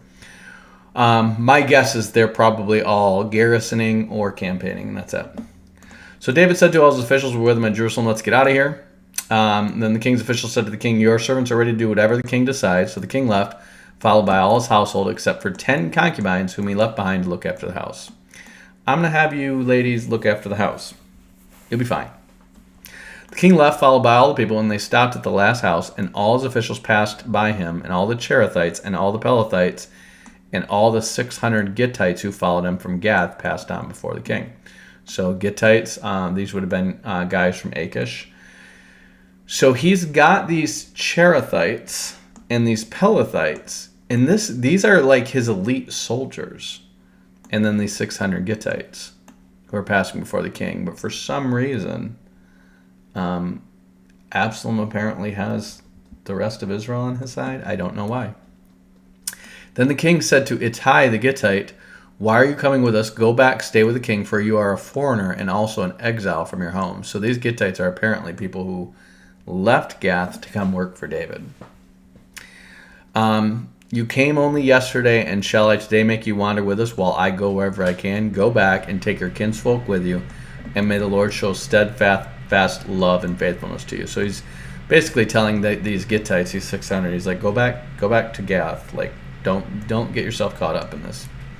David said to Ittai, then Ittai answered the king, as the Lord lives, as my lord the king lives, wherever the lord the king may go, whether death or life, there also your servant will be. And David said to Ittai, go then, march on. And Ittai the Gittite marched on with all his men, the little ones that were with him. So they're taking all their families and everything. This is like his original troop, but these are Philistines. And they're just like, we know David. We're with you, man. The whole country wept aloud as all the people passed by, and the king crossed the Wadi Kidron, and the people moved up towards the wilderness. So they're out of the east gate. They're going up the Kidron Valley, and they're heading out of town. They're going to go to the Gileadites. And Abiathar came up, and Zadok also, and all the Levites carrying the Ark of the Covenant of God, and they set down the Ark of God until the people had passed by out of the city. Then the king said to Zadok, carry the Ark of God back into the city. If I find favor in the eyes of the Lord, he will bring me back and let me see both it and the place where it stays. But if he says, I take no pleasure in you, here I am, let him do to me what seems good to him. The king also said to the priest Zadok, look, go back to the city, you and Abiathar, with your 2 sons, Ahimaaz your son, and Jonathan the son of Abiathar. See, I will wait at the forge of the wilderness until word comes from you to inform me. So what he's doing is he's telling the priest, go back and just be a priest and say, I'm not part of this, I'm a priest. And your sons will be spies for me.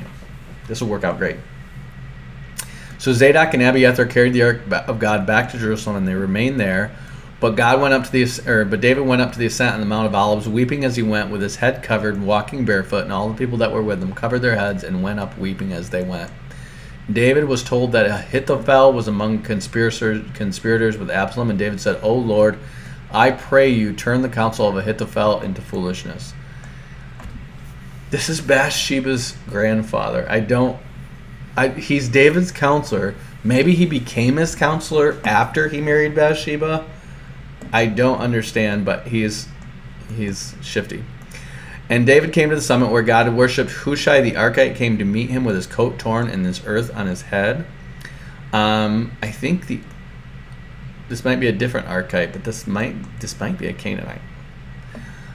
David said to him, If you go on with me, you will be a burden to me. And if you return to the city and say to Absalom, I will be your servant, O king, as I have been your father's servant in the past, so now I will be your servant, and you will defeat the counsel of Ahithophel. In other words, out-counsel Ahithophel and disrupt his plans. Be clever. The priests Zadok and Abiathar will be with you there, and whatever you hear from the king's house, tell it to the priests Zadok and Abiathar. In other words, no one's going to stop you from going to the priest and giving your little sacrifice and doing your little Hail Marys and all the stuff you got to do before the priest.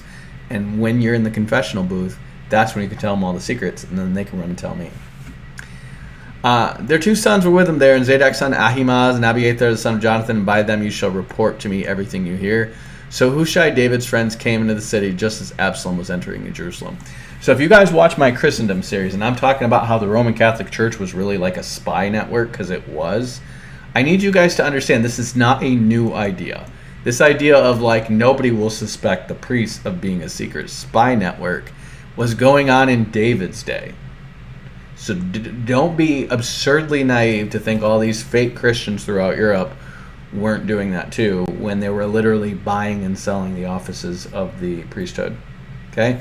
Priesthood was a spy network. When David had passed a little beyond the summit, Ziba, the servant of Mephibosheth, met him. Remember, Ziba is the guy who was keeping Saul's property. Mephibosheth is Jonathan's son who he gave it to. He says, with a couple of donkeys saddled, carrying 200 loaves of bread and 100 bunches of raisins and 100 summer fruits and a skin of wine. That was nice of him. Not since the days of Abigail have I gotten such good piles of food when I was on the run. This is like the good old days. The king said to Ziba, why have you brought these? And Ziba answered, the donkeys are for the king's household to ride, and bread and the summer fruit for the young men to eat, and the wine is for those to drink who faint in the wilderness. Shouldn't you have something other than wine, like Gatorade or something, if they're faint? I mean, won't the wine just make them worse? And David said, where is your master's son? And Ziba said to the king, he remains in Jerusalem, for he said, today the house of Israel will give me back my grandfather's kingdom. He said, the house of Israel will give me... Oh, Ziba said this. Ziba said this. So Ziba's actually lying, and he's talking crap about Mephibosheth, Jonathan's son. And he's claiming that Jonathan was like, when David was outed, that he's thinking the kingdom's going to eventually fall back onto him. Mephibosheth ain't trying to do this. This is the guy who's lame in both of his feet. Okay? He is... David gave him back Saul's estate. He's doing all right. There is no way he is going to be the king. But Ziba says that's what he's plotting. That's why he's not here. And the reality is or he's lame in both of his feet, and it's kind of hard for him to get there without help. Then the king said to Ziba, all that belonged to Mephibosheth is now yours. And Ziba said, I do obeisance. Let me find favor in your sight, O king. So he thinks Mephibosheth betrayed him. And the good kindness he showed to Mephibosheth, he's just taken back and given it to Ziba the servant. And Ziba's plotting. See how people are? There's just non-stop scandal going on around David. This is why he writes all these psalms about everybody around him being wicked and everybody out to get him. Because they are. They're just manipulating, they're lying, they're cheating each other, they're murdering people. And he's like, don't murder that guy. And they specifically have political plans laid down. And they kill him anyways for their own good. So then David came to Bahurim, the family of the man, a man of the family of the house of Saul came out, whose name was Shimei, the son of Gera. So he's of the family of the house of Saul, which means he's not a descendant of Saul. He might be like a cousin of Saul or something. He came out cursing. He threw stones at David and all the servants. Remember, they're crossing from Jerusalem through Benjamin, and they're trying to get over here to Gilead. Okay? I think Gilead's right up here in East Manasseh. So while they're passing through Saul's territory and Saul's old territory, and he's got cousins. He threw stones at David and all the servants of David. Now all the people and the warriors were at his right hand and his left. Shimei shouted when he cursed, out, out, murderer, scoundrel. The Lord has avenged on you the blood of the house of Saul, in whose place you have reigned. Wait, I didn't kill Saul. The Philistines killed Saul. What the heck? And the Lord has given the kingdom into the hand of your son Absalom. See, disaster is overtaken of you, for you are a man of blood. And David's just like, God did say I'm a man of blood. This is what it's like. When God's running you through trials and stuff like this, people are going to talk crap about you. And the crap that they talk is somewhat true, because you're a sinner. This is what God is just like, you need to take a step back and don't let the crap into these guys' hearts that they've been saying about you, okay? Look, do I screw up? Yes. I'm trusting in the promises of God. I'm putting one foot in front of the other. I didn't ask to be king. Plymouth Rock landed on me. And you just go forward. And what if they're talking crap about you? What if the crap they're talking is partly true? Maybe what they're saying is true. When he says, Just like then you look like Build-A-Bear, and you're like, maybe I am. Maybe I am Build-A-Bear. And you're a man of blood. And he's like, those words probably just stung. Because God told him he couldn't build a temple because he was a man of blood. And it goes right into David's heart, and he's like, I'm getting what I deserve. I'm a murderer. This sucks. Then Abishai, the son of Zeruiah, said to the king, why should this dead dog curse my lord the king? Let me go take off his head.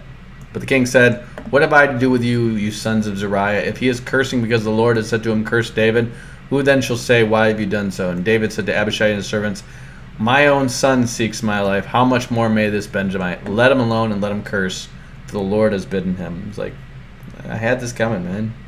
It's on him now. He's just like, I screwed up with Uriah. I screwed up with Absalom and Amnon. This is on me. This is on me, man. It may be that the Lord will look upon my distress, and the Lord will repay me with good for this cursing of me today. So what is he doing? He's like, let him curse. He's humbled at what's going on. He's not just like, I need to get mine back. I'm in the right. So David and his men went on the road, and Shimei went along on the hillside opposite him, and cursed as he went, throwing stones and flinging dust at him. Wow. Whoever this guy is, he's not like the house of David. The king and all the people that were with him arrived weary at the Jordan, and he refreshed himself. And now Absalom and all the Israelites came to Jerusalem, and Ahithophel was with them. When Hushai the Archite, David's friend, came to Absalom, Hushai said to Absalom, long live king, long live the king, long live the king. And Absalom said to Hushai, is this your loyalty to your friend? Why did you not go with your friend? Hushai said to Absalom, no, but the one whom the Lord and his people and all the Israelites have chosen, his I will be, and with him I will remain. Moreover, whom should I serve? Should it not be his son? Just as I have served your father, so I will serve you. And Absalom said to Ahithophel, give us your counsel. What shall we do? And Ahithophel said to Absalom, go into your father's concubines, the one he has left to look after the house, and all Israel will hear that you have made yourself odious to your father, and the hands of all that are with you will be strengthened. So they pitched a tent for Absalom on the roof, and Absalom went into his father's concubines in the sight of all Israel. That's called a power move. He basically pitched a tent and said, bring in my father's concubines. I am going to rape them, since my father doesn't have a problem with raping. Now in those days the counsel of Ahithophel gave was one consult, as if one consulted the oracle of God. So all the counsel of Ahithophel was esteemed both by David and Absalom. So this is Bathsheba's grandfather, and apparently his counsel is esteemed as if it's the word of the Lord. Moreover, Ahithophel said to Absalom, let me choose 12,000 men, and I will set out and pursue David tonight. This is Bathsheba's grandpa. And he's like, let me go hunt David down. Give me 12,000 men, and I'll have him. I will come up upon him when he is weary and discouraged, and I will throw him into a panic, and all the people who are with him will flee, and I will strike down only the king. So I'm going to send 12,000 men, scare them all off, and kill the king and the king alone. And I will bring all the people back to you as the bride comes to home to her husband, and you will seek the life only of one man, and all the people will be at peace. This is why this makes me wonder if Ahithophel actually thinks this is the right thing to do because David's wicked. Because of the Uriah thing. Because if this is Bathsheba's grandfather, he would have been at the wedding of her and Uriah the Hittite. And now that guy's dead, and David did it. And he might look at this as like, this is the Lord's will. Let's get rid of this dude. After all, the law demands that he die. So the advice pleased Absalom and the elders of Israel. Then Absalom said, call Hushai the Archite, and let us do what he has to say. When Hushai came to Absalom, Absalom said to him, this is what Ahithophel said, shall we do as he advises? If not, you tell us. Then Hushai said to Absalom, this time the counsel of Ahithophel has given is not good. Hushai continued, you know that your father and his men are warriors, and that they are enraged like a bear robbed of her cubs in the field. Besides, your father is an expert in war. He will not spend the night with the troops. He knows what he's doing. Even now he has hidden himself in one of the pits or in some other place, and when some of our troops fall at the first attack, whoever hears it will say, there's been a slaughter among the troops who follow Absalom. Then even the valiant warrior whose heart is like the heart of a lion will utterly melt with fear, for all Israel knows that your father is a warrior and those that are with them are like valiant warriors. And they're not lying. The Cherethites and Pelethites literally mean like the deliverers and the executioners or something like that. They're his mighty men. But my counsel is that all Israel be gathered to you from Dan to Beersheba like the sand of the sea for a multitude, and that you go to battle in person. So he's saying, don't just send 12,000 men after David and his mighty men. These guys know what they're doing. These are professional warriors. Wait till you've got all of Israel together and go in one big battle and get them.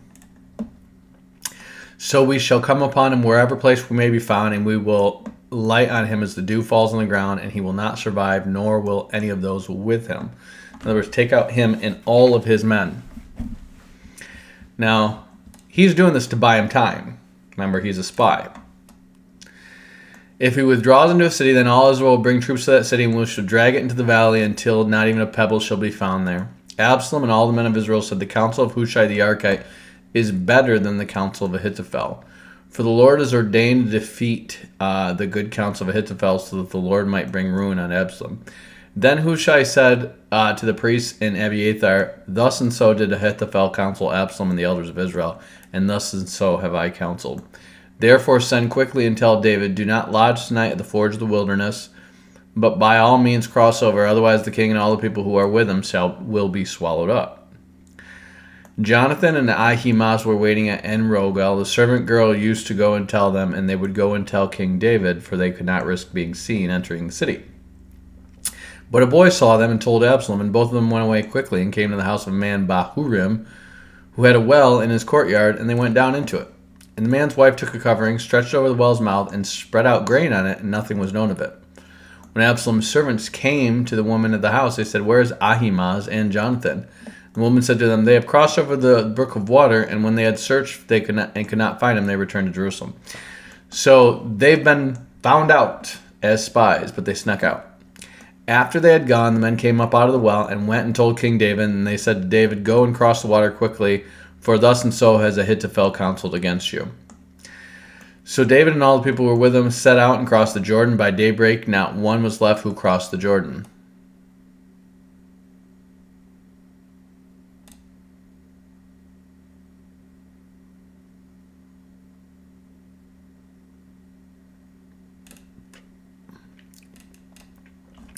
When Ahithophel saw that his counsel was not followed, he saddled his donkey, went off home to his own city. He set his house in order and hanged himself. He died and was buried in the tomb of his father. So Ahithophel is probably a pretty wise and shrewd dude, because he knows Absalom's going to fail. He didn't take my advice. You need to go kill David and kill him quickly, because he knows David's a warrior. He knows David has got a haul of troops with him that are full-time professional soldiers, and give them enough time, they will rally people to their side. They will come back and defeat you, and now I'm dead for being the guy who's helping him out. So what does he do? He just kills himself. Then David came to Mahanaim while Absalom crossed the Jordan with all the men of Israel. Now Absalom set Amasa over the army in place of Job. So this Amasa, I don't know who he is. Oh, here you go. Was the son of a man named Ithra the Ishmaelite, who had married Abigail, the daughter of Nahash, the sister of Zariah, Job's mother. So he had married. So he had married. He's an Ishmaelite who had married the daughter of. So Job's cousin. An Ishmaelite who had married Job's cousin. He sets him over all the army. And the Israelites and Absalom encamped in the land of Gilead. Now, this does not look good for Israel. You've got an Ishmaelite over the army. You've got a half-Geshurite who's the king now. And people aren't like, boy, the line of Israel is not doing too hot in terms of running Israel. When David came to Mahanaim, Shobi the son of Nahash from Rabbah of the Ammonites, and Machir of Amiel of Lo-Debar, and Barzillai the Gileadite from Rogelim, brought beds, basins, earthen vessels, wheat, barley, meal, parched grain, beans and lentils, honey and curds, sheep and cheese from the herd, and David and the people with him to eat, for they said the troops are hungry and weary and thirsty in the wilderness. So he's got people. Remember, he has a garrison running Ammon. And I don't know where Lo-Debar is, but Barzillai is a Gileadite. So apparently on the other side of the river, he's running stuff. He's doing okay. but he's pretty much lost Judah in the highlands of Israel here. This main part. Over here, he's got stuff. Then David mustered the men who were with him and set over them commanders of thousands and commanders of hundreds. And David divided the army into 3 groups, 1/3 under the command of Job, 1/3 under the command of Abishai, the son of Zeruiah, Job's brother, and 1/3 under the command of Ittai the Gittite. So the guy who's over, remember the 600 men of Gath? David's now putting him over 1/3 of his troops.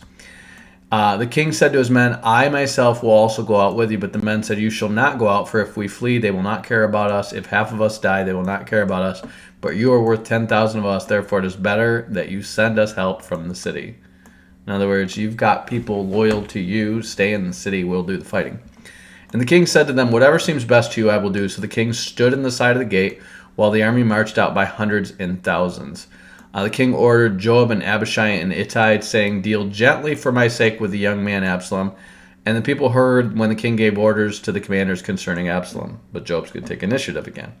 So the army went out in the field against Israel, and the battle was fought in the forest of Ephraim. So we need a better map here. So if you remember, Ephraim is up here, and then they're going to have this forested area down here, I think. I'm not sure. It might be down here. But this Gilead area is going to be right over here. So they're going to fight, and it looks like they're going to cross the river, and they're going to fight over here.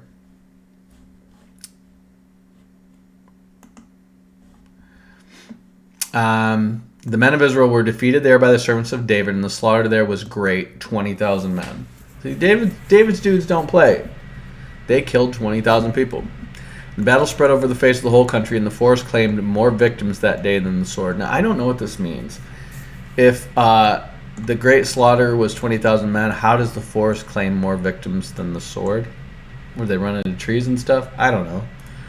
Absalom happened to meet the servants of David. Absalom was riding on his mule, and the mule went under the thick branches of a great oak.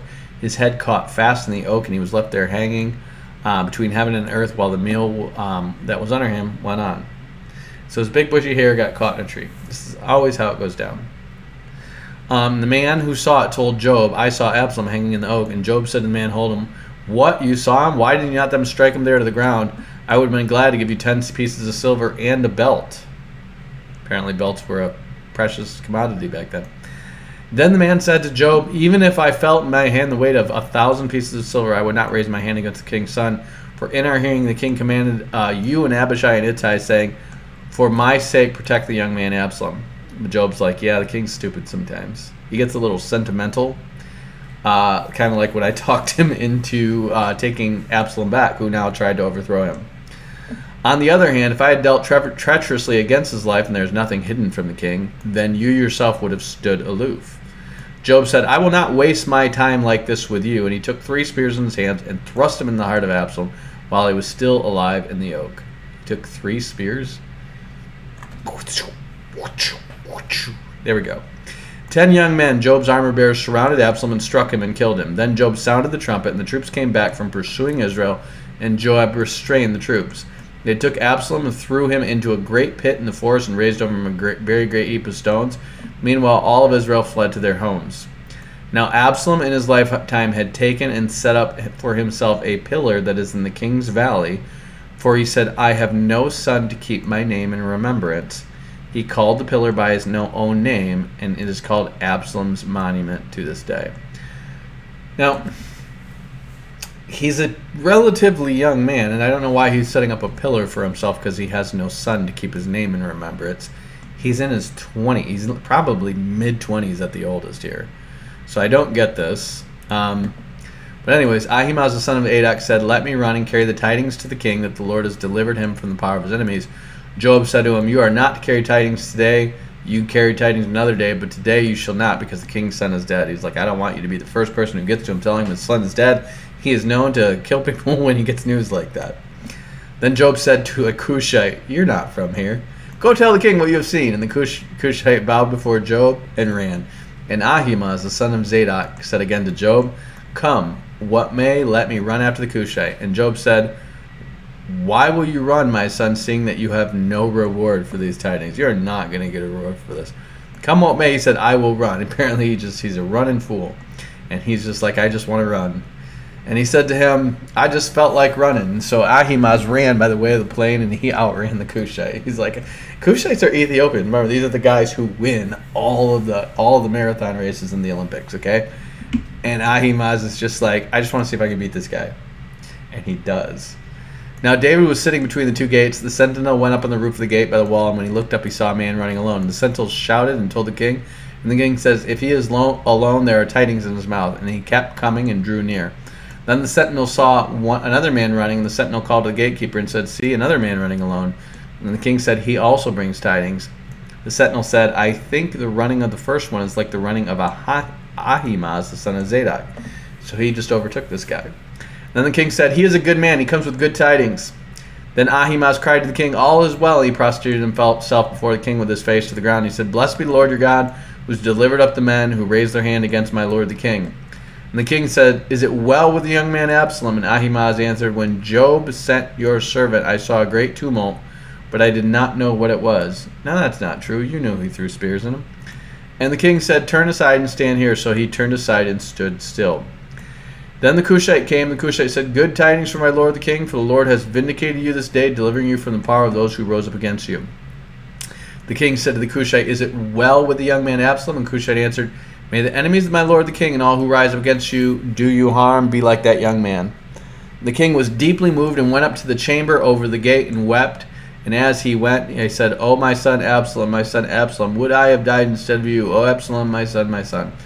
Now, you can interpret this however you want. Is David a man after God's own heart, and God cries even when his enemies forsake him and die? Probably. But is David just really emotional and he doesn't seem to have his priorities in line? Probably too. But he's crying for Absalom, who just overthrew his throne. Everybody's on the outs because of him. They're fighting because of him. 20,000 people died because of him. And he's like, oh, Absalom, my Absalom. It was told Job, the king is weeping and mourning for Absalom. So the victory that day was turned into mourning for all the troops, and the troops heard that day the king is grieving for his son. So he's lost a newborn, he's lost one son to murder, he's lost a daughter to rape, and now he's lost a second son to war. The king stole into the city that day as the soldiers steal into who are ashamed when they flee in battle. The king covered his face, and the king cried with a loud voice, oh, my son Absalom, my son Absalom. Like his troops are like ashamed to show up, having just delivered their king from his enemies. We just killed 20,000 people to save your butt, and you're just like, my son Absalom. Then Job, this is one of the few times he takes initiative and he's actually right. He's going to multiple times be right when he takes initiative, but this taking initiative thing is going to get him in trouble in the end. Then Job came into the house of the king and said, today you have covered your face with shame in the faces of all your officers who have saved your life today, and the lives of all your sons and your daughters, and the lives of your wives and your concubines. For love of those who hate you and hatred of those who love you, you have made it clear today that commanders and officers are nothing to you. For I perceive that if Absalom were alive and all of us today were dead, you would be pleased. This is what it looks like he's saying to David. It looks like you'd rather have Absalom alive and all your own troops dead than Absalom dead. And he says, so go out at once and speak kindly to your servants, for I swear by the Lord, if you do not go, not a man will stay with you this night, and this will be worse for you than any disaster that has come upon you from your youth until now. He's like, you get out there and you go thank your troops for delivering you. Whining about your murdering son who just raped all your concubines and took over your throne, and you're crying about him in front of all your troops who just got done killing a bunch of people to save you. You need to sack up, David, and get out there. So all the people were disputing throughout all the tribes of Israel, saying, the king delivered us from the hand of our enemies and saved us from the hand of the Philistines, and now he has fled out of the land because of Absalom. Oh, I'm sorry. Then the king got up and took his seat in the gate, and the troops were all told, see, the king is sitting in the gate, and the troops came before the king. Meanwhile, the Israelites fled to their homes. So David's like, oh, fine, I'll go sit out there and be like kingly and stuff. And the people of Israel said, he fled because of Absalom, but Absalom, who is we anointed over us, is dead in battle. Now, therefore, why do you go say nothing about bringing the king back? And the Israel is like, who wants to be the guy who's like, I know we anointed your son in your place, and now he's dead. You want to be king again? Who wants to be the guy who brings that news? King David sent this message to the priests Zadok and Abiathar. Say to the elders of Judah, why should you be the last to bring the king to his house? The talk of all Israel has come to the king. So in other words, all of Israel is just like, we need to bring David back as king. This is stupid. And Judah is not saying, yeah, let's go get David to bring him back king. Because why? It was the Judahites who made Absalom king. Why is all this happening? Why have they turned on David? My guess is the talk of Bathsheba and now Amnon and now Absalom is like, it's not just alone Absalom stealing the hearts of the people by saying, oh, if I were king, you'd have justice. That's part of it. But the other part of it is probably a certain number of people think David is not good. Yeah, God used him for a time like he used Saul for a time, but no, he's not good. So they turn on him. And he says, you are my king, you are the bone of my bone and my flesh. Why then should you be the last to bring back the king? And say to Amasa, you are not my bone and my flesh. Are you not my bone and my flesh? Remember, he is married to Job's cousin, and Job is his nephew. So that would make him David's cousin too.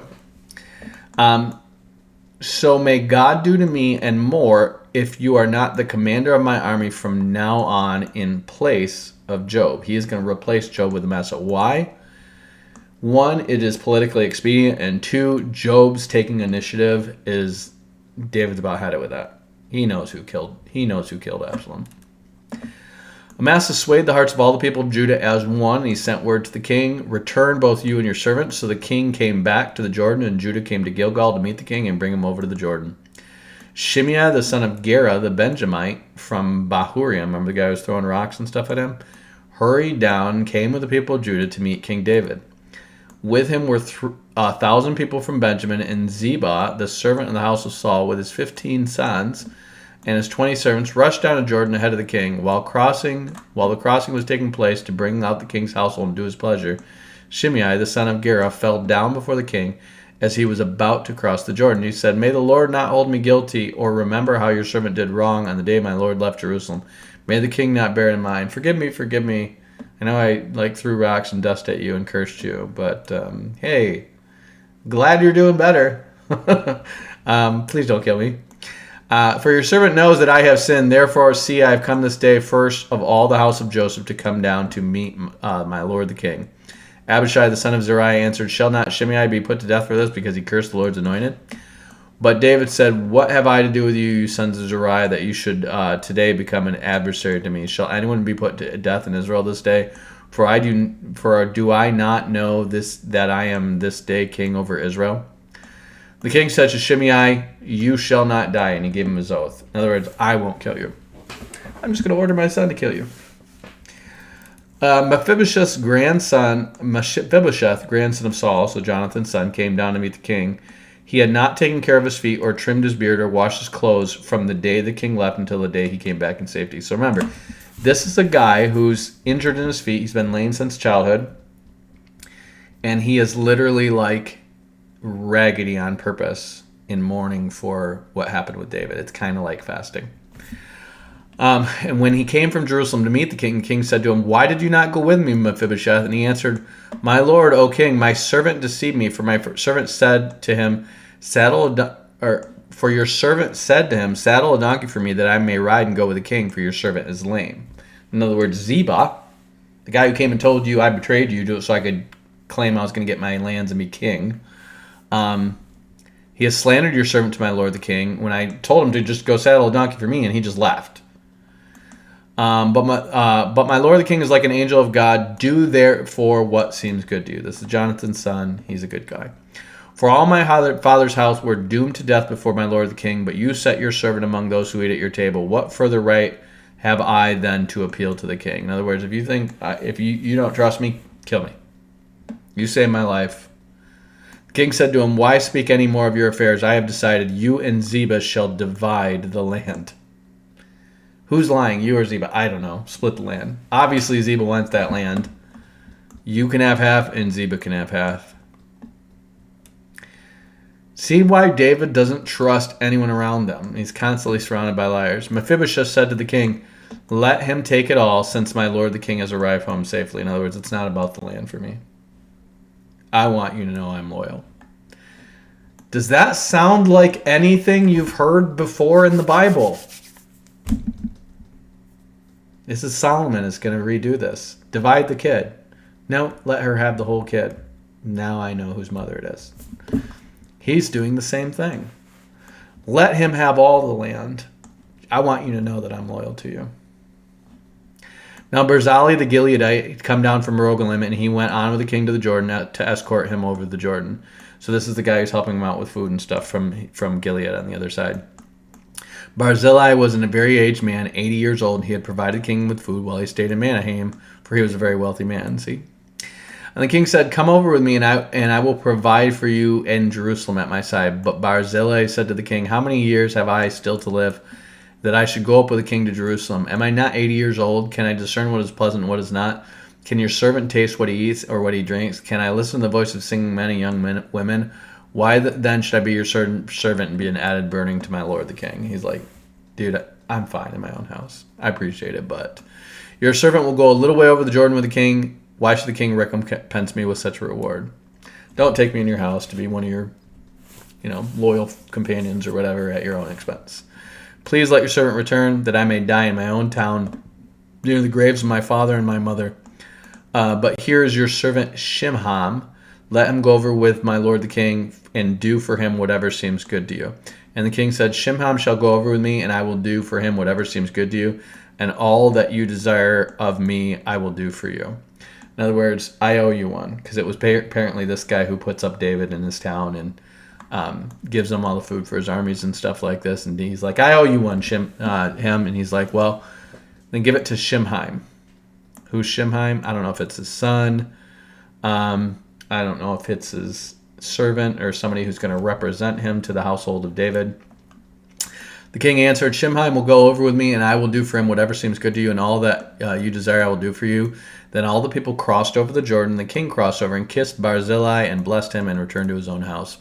The king went to Gilgal, and Shimham went with him, and all the people of Judah and also half the people of Israel brought the king on his way. And then the people of Israel came to the king and said, why have our kindred, the people of Judah, stolen you away and brought the king and his household over the Jordan, and all David's men with him?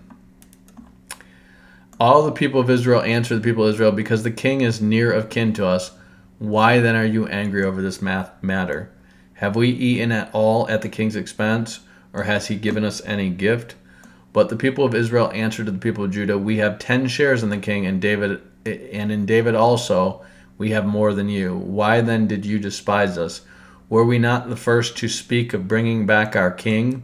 But the words of the people of Judah were fiercer than the words of the people of Israel. I want you guys to see this. This tension between Israel and Judah has persisted, I think, since the time of the Judges. That's why you don't see the Judahites involved in a lot of Israel's struggles in the book of Judges. For whatever reason, they kind of stick to themselves. Remember, you've kind of have a mountain range between Israel and Judah, and it's all highlands area. But Judah has this, and then all these lowlands for farms around them. They just got a good chunk of territory all by themselves. And most of their enemies, once the Philistines are down, they don't really have many problems because they got the Dead Sea on the side of them.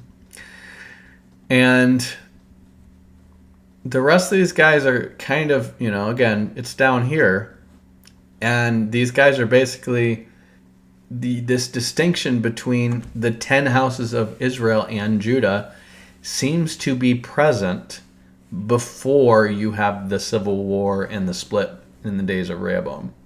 Because you're going to find David mentioning the distinction between the numbers in the house of Israel and the house of Judah. And this is why your scholars will say, because this is all just revisionist crap written by the Judahites afterwards, and Judah wasn't really anything. Not true, but there's always a wedge between them, and they're giving you reasons why there's a wedge here, okay? Remember, the king is from Judah. And so the Judahites bring back David first, even though the Israelites were talking about bringing him back first. And there's tension over them with it, but the words of the people of Judah were fiercer than the words of the people of Israel, so shut up. Okay, we all yelled at each other for a minute. Now a scoundrel named Sheba, the son of Bichri, this is David's going to have another problem. A Benjamite happened to be there. He sounded the trumpet and cried out, "We have no portion in David. There's no share in the son of Jesse. Everyone to your tents, O Israel." So what he seems to do is take this tension about Judah. Remember, Judah brings back a host to usher David back to Jerusalem. And they don't invite all the elders of Israel to do it. It's just all Judahites who do it. So this is what this tension is over.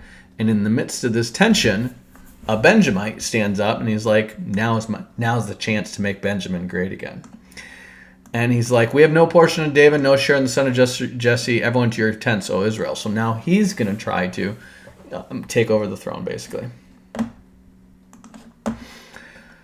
So all the people of Israel withdrew from David and followed Sheba, the son of Bichri, but the people of Judah followed their king steadfastly from Jordan and Jerusalem. So you have almost a division in Israel. You have almost a split in David's day, and it almost works out. So David came to his house at Jerusalem, and the king took the 10 concubines which he had left to look after the house and put them in the house under guard and provided for them, but did not go into them.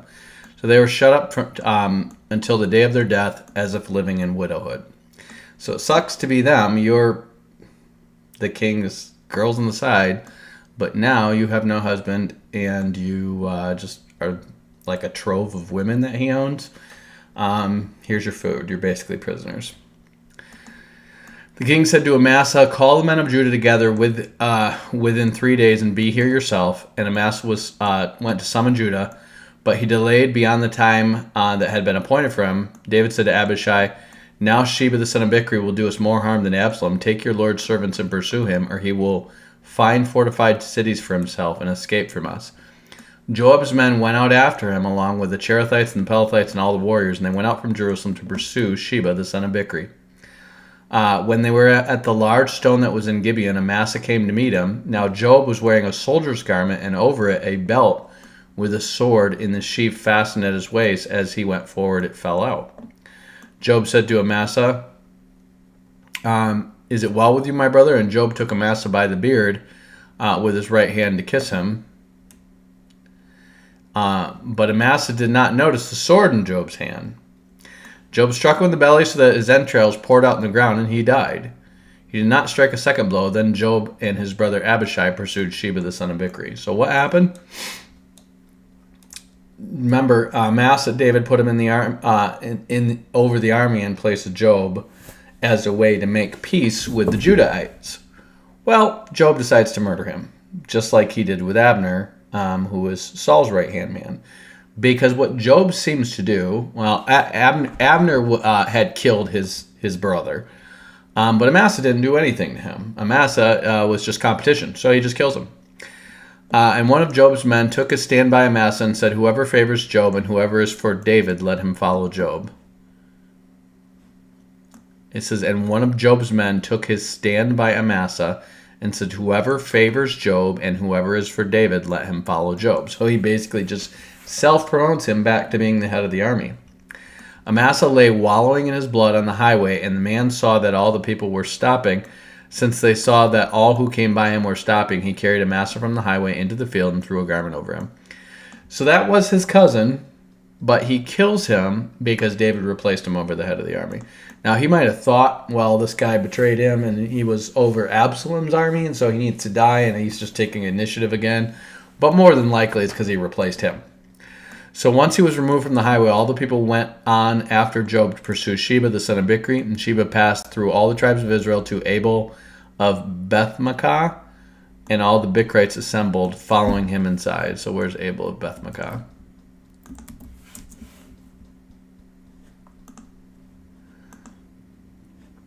So Abel of Bethmaachah is all the way up here by Dan.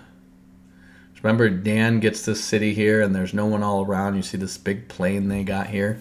Well, they're way up here. They're technically outside of Israel because Dan is the furthest north city of Israel. You see this border here? So they have decided to leave Israel, basically.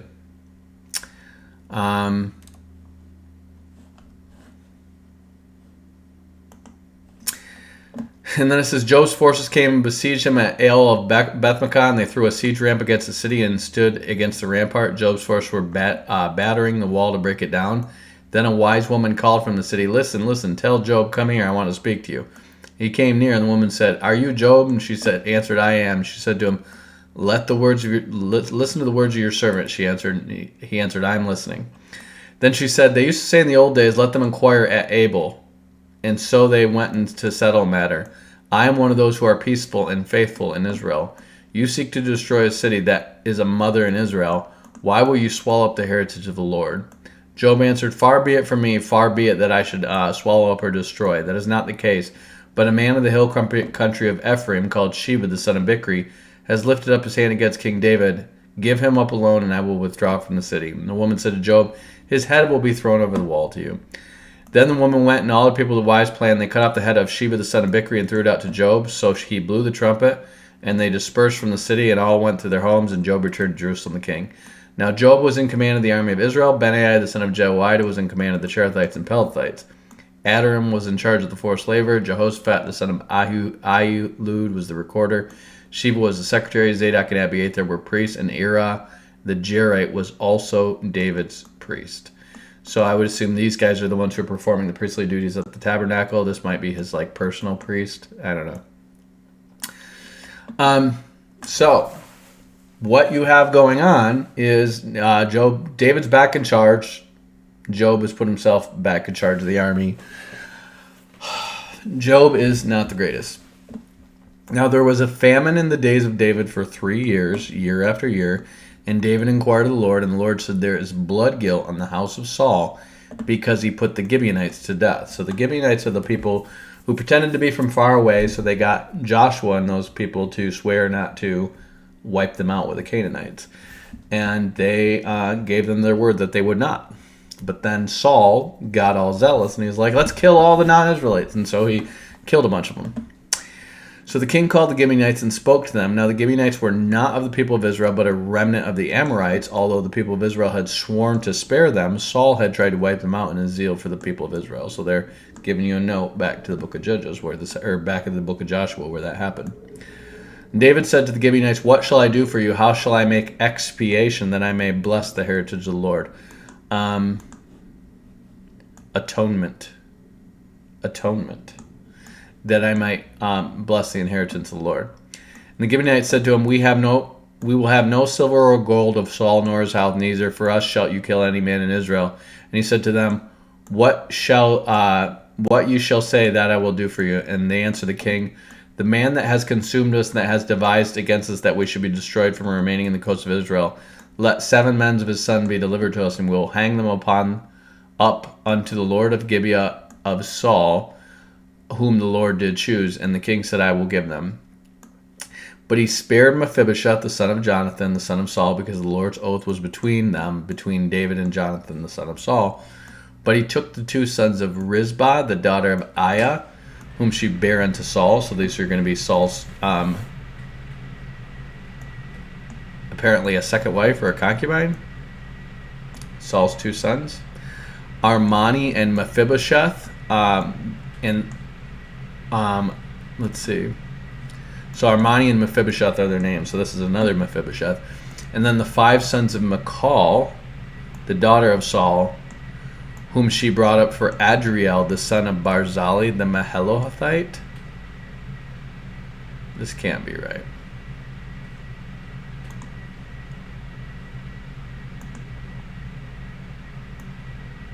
The 5 sons of Merab. Michal didn't have any kids. The 5 sons of Merab, who she brought up to Adriel, the son of Barzillai, the Mahelothite.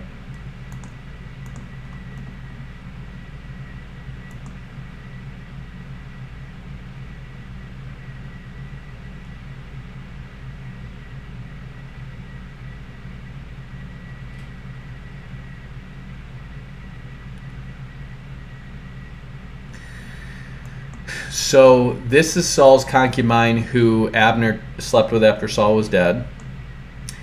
And this is, I don't know why it says Michal here. It says Merab in other translations, and this is certainly Merab. NASB says Merab. NRSV says Merab. So this was the first daughter that David was supposed to get for the 100 foreskins of the Philistines, but he got Michal instead. Before the 100 foreskins, and then he got Michal. So he basically gives their sons. So these are basically Saul's sons through this concubine. So they probably would have been younger, and then essentially what would have been David's nephews through Merab, who he was supposed to marry in the first place, Michal's sister. He gives them in the hand of the Gibeonites, and they impaled them on the mountain before the Lord. The 7 of them perished together. They were put to death in the first days of the harvest, in the beginning of the barley harvest. Then Rizpah, the daughter of Ai, took sackcloth and spread it on a rock for herself from the beginning of the harvest until rain fell from the heavens. She did not allow the birds of the air to come on the bodies by day or the wild animals by night. So in other words, they left these bodies out there until the rains came to get the harvest, whatever. When David was told what Rizpah, the daughter of Ai, the concubine of Saul, had done, David went and took the bones of Saul, and the bones of Jonathan from the people of Jabesh Gilead, who had stolen them from the public square of Bethshan, where the Philistines had hung them on the day the Philistines killed Saul of Gibeah. He brought them from there, the bones of Saul and the bones of his brother Jonathan, and he gathered the bones of them who had been impaled. They buried the bones of Saul and his son Jonathan in the land of Benjamin, in Zelah, in the tomb of his father Kish. They did all that the king commanded. After that, God heeded the supplications of the land. So apparently they had famine until they killed off these people to avenge the Gibeonites. The Philistines went to war again with Israel, and David went down with his servants. They fought the Philistines, and David grew weary. So now remember, David is in his 50s now. He's not a young man anymore. Ishbanab, one of the descendants of the giants, whose spear weighed 300 shekels of bronze and who was fitted out with new weapons, said he would kill David. So Ishbi-Banab is apparently Goliath's son, because if you get into the same story about this guy with 300 shekels of bronze in Chronicles, they call him Goliath. So I don't know why. But Abishai, the son of Zeruiah, came to his aid and attacked the Philistine and killed him. Then David's men swore to him, "You will not go out in battle with us any longer, that you do not quench the lamp of Israel." So what happens is this guy almost kills him. And this other guy kills him in his place. After this, the battle took place with the Philistines at Gob, and Shibbekai the Hushite killed Saph, who was one of the descendants of the giants. Then there was another battle with Philistines at Gob, and Elhanan, the son of Jer-Oregim, the Bethlehemite, killed Goliath the Gittite, the shaft of whose spear was like a weaver's beam. So I'm sorry, this is the Goliath. Apparently this is like Goliath Jr. And this is where your scholars will say, see, the David and Goliath story is made up because Goliath had a spear the size of a weaver's beam, and they're saying this other guy killed Goliath, but they're saying David killed Goliath because that story was added or embellished later. This is probably his son, Goliath Jr. Remember, when David walks off, he walks off with the head of Goliath and Goliath's sword, and David is a kid, okay? So he does not have room to carry this guy's weaver's beam size spear on top of that. That thing had a bronze shaft and an iron head. It probably weighed something like 50, 60 pounds. Okay, he is not able to carry all these things. So Saul had an armor bearer with him. He probably grabbed the spear, gave it to his son. That would be Goliath's son. And he says there was again war at Gath, where there was a man of great size who had 6 fingers on each hand and 6 toes, 24 in number. He too was descended from the giants. When he taunted Israel, Jonathan, the son of David's brother Shimei, killed him. These 4 were descended of the giants of Gath and fell by the hands of David and his servant. So the King James says giant of Gath. The American Standard says giant of Gath, but when you get into the more modern American Standard said giant of Gath. Then the Revised Standard says giants of Gath. So there's a discrepancy there. So the word is Rapha, and Rapha is apparently the progenitor of the Rephaim, which are a tribe of giants. Remember, Goliath is a son of Anak. I would assume Rapha is like the forefather of all the giants of the Canaanites. And this might be like Humbaba for the Epic of Gilgamesh, might be the same guy or a descendant of him. And then Anak is a specific person, and he has 3 sons who are all giants that are all fought in the days of Caleb. And then the giants that remain go down to Gath. And so when you see this word Rapha, it seems to be either, some are going to translate it as the head, Rapha being the head parent of the Rephaim, or that's the singular of Rephaim, Rapha. So that's why they say the giant of Gath. Well, Goliath was from Gath, and you see 4 born to a giant in Gath. It seems to be 4 sons of Goliath. Other people are going to say they're the 5 brothers of Goliath, but it makes perfect sense if you've got a Goliath Jr. who is probably his firstborn, and so he's inherited his spear like a weaver's beam, and then the other ones are his brothers. So I would assume these are the 4 sons of Goliath that have remained. And remember, this is like a good 35 years after he's killed Goliath. So if Goliath had these little kids at the time that David killed him, they're all grown men now. Okay? So, and they're grown men and they're younger than David. So apparently one of them almost kills David, and they're like, nope, we need to get David off the battlefield. And David's cousins and stuff kill these guys. So then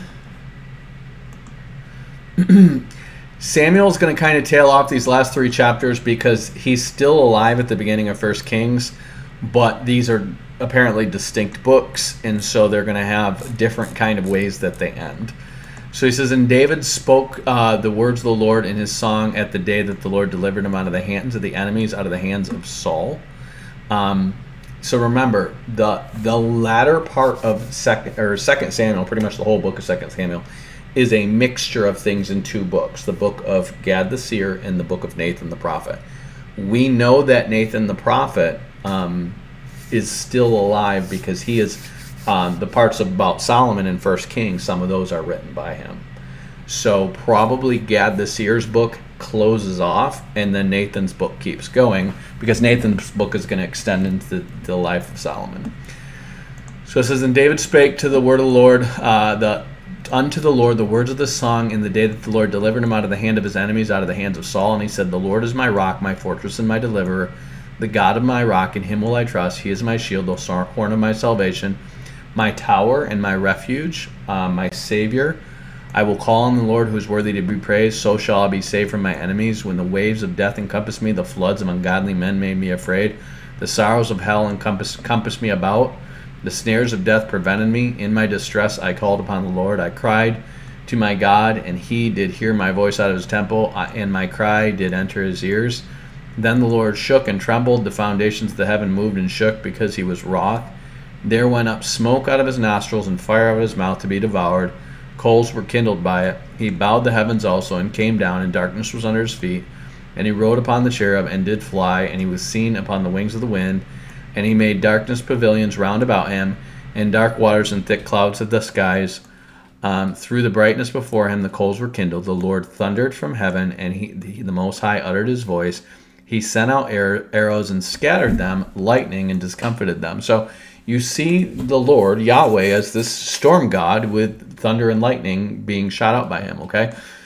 So remember this. This is going to start way back with Job. All your Thor and your Zeus and all that stuff is derivative of Yahweh. They just don't know Yahweh by name. So he's the guy who thunders and lightnings, okay? And you're going to find this in Baal Hadad. You're going to find this all the way to China, this particular god. And he has a hammer in the Chinese and in, the Thor as Germanic or whatever, because that's how they imagine him making the sound of thunder. So he shoots lightning like arrows, and he makes thunder with a hammer. And that's where you get Thor's hammer and Zeus's lightning bolt. And I forget what the guy's name is in China, but it's another guy who's just like that. It all goes back to Yahweh. The channels of the sea appeared. The foundations of the world were discovered at the rebuking the Lord, at the blast of the breath of his nostrils. He sent from above, he took me, he drew me out of many waters. He delivered me from my strong enemy and from them that hated me. They were too strong for me. They prevented me in the day of my calamity, but the Lord was my stay. He brought me forth as into a large place. He delivered me because he delighted in me. The Lord rewarded me according to my justice, according to the cleanness of my hands. He recompensed me. For I have kept the ways of the Lord. I have not wickedly departed from my God. So notice this song is after he's delivered out of the hands of all his enemies and the hands of Saul. Okay? This song was probably not written with Uriah in mind. Okay? This song was probably written around the time that David became king. That's what I would assume. For I have kept the ways of my Lord. I have not wickedly departed from my God, for all his judgments were before me, and as for his statutes, I did not depart from them. Kind of, mostly, yeah. I was also upright before him, and I have kept myself from mine iniquity. Therefore the Lord has recompensed me according to my righteousness, according to my cleanness in his eyesight. With the merciful thou wilt show thyself merciful, and with the upright thou wilt show thyself upright. With the pure thou wilt show thyself pure, and with the froward thou shalt show thyself unsavory. I think this whole psalm might be somewhere else.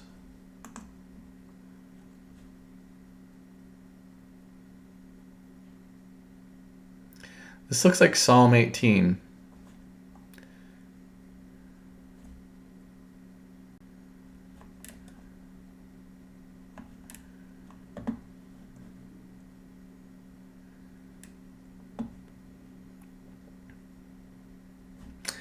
Now, apparently there's a bunch of stuff from a bunch of psalms in here, but this is like his psalm.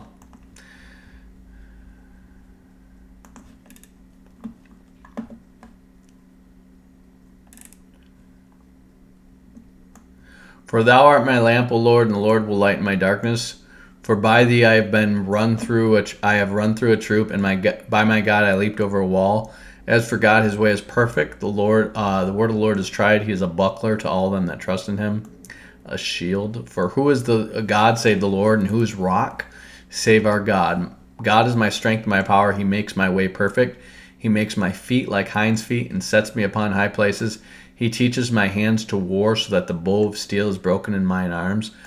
Thou hast given me the shield of thy salvation, and thy gentleness has made me great.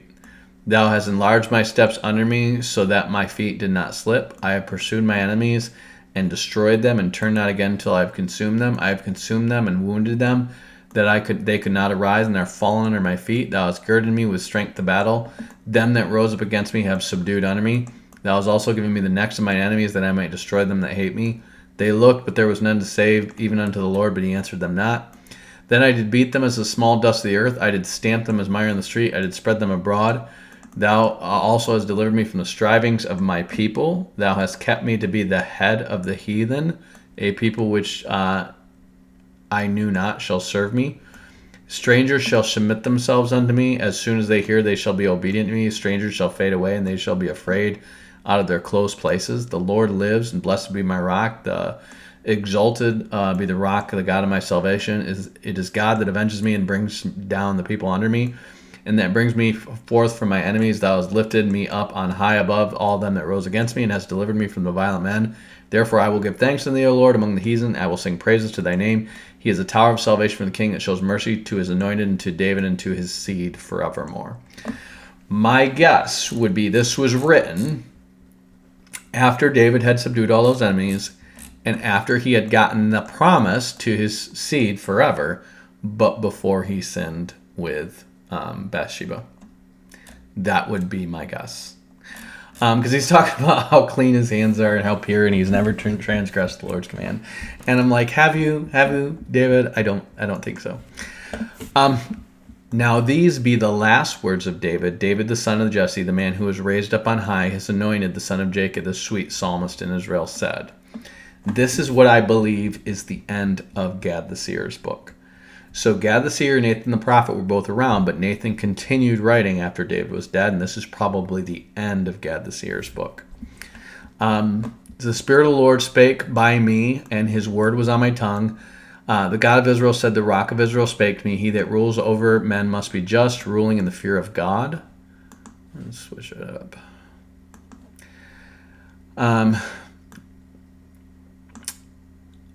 In the fear, wait. Ruling in the fear of God is like the morning. The God of Israel has spoken. The Rock of Israel said to me, One who rules over the people, ruling justly, ruling in the fear of God, is like the light of morning, like the sun rising in the cloudless morning, gleaming from the rain on the grassy land.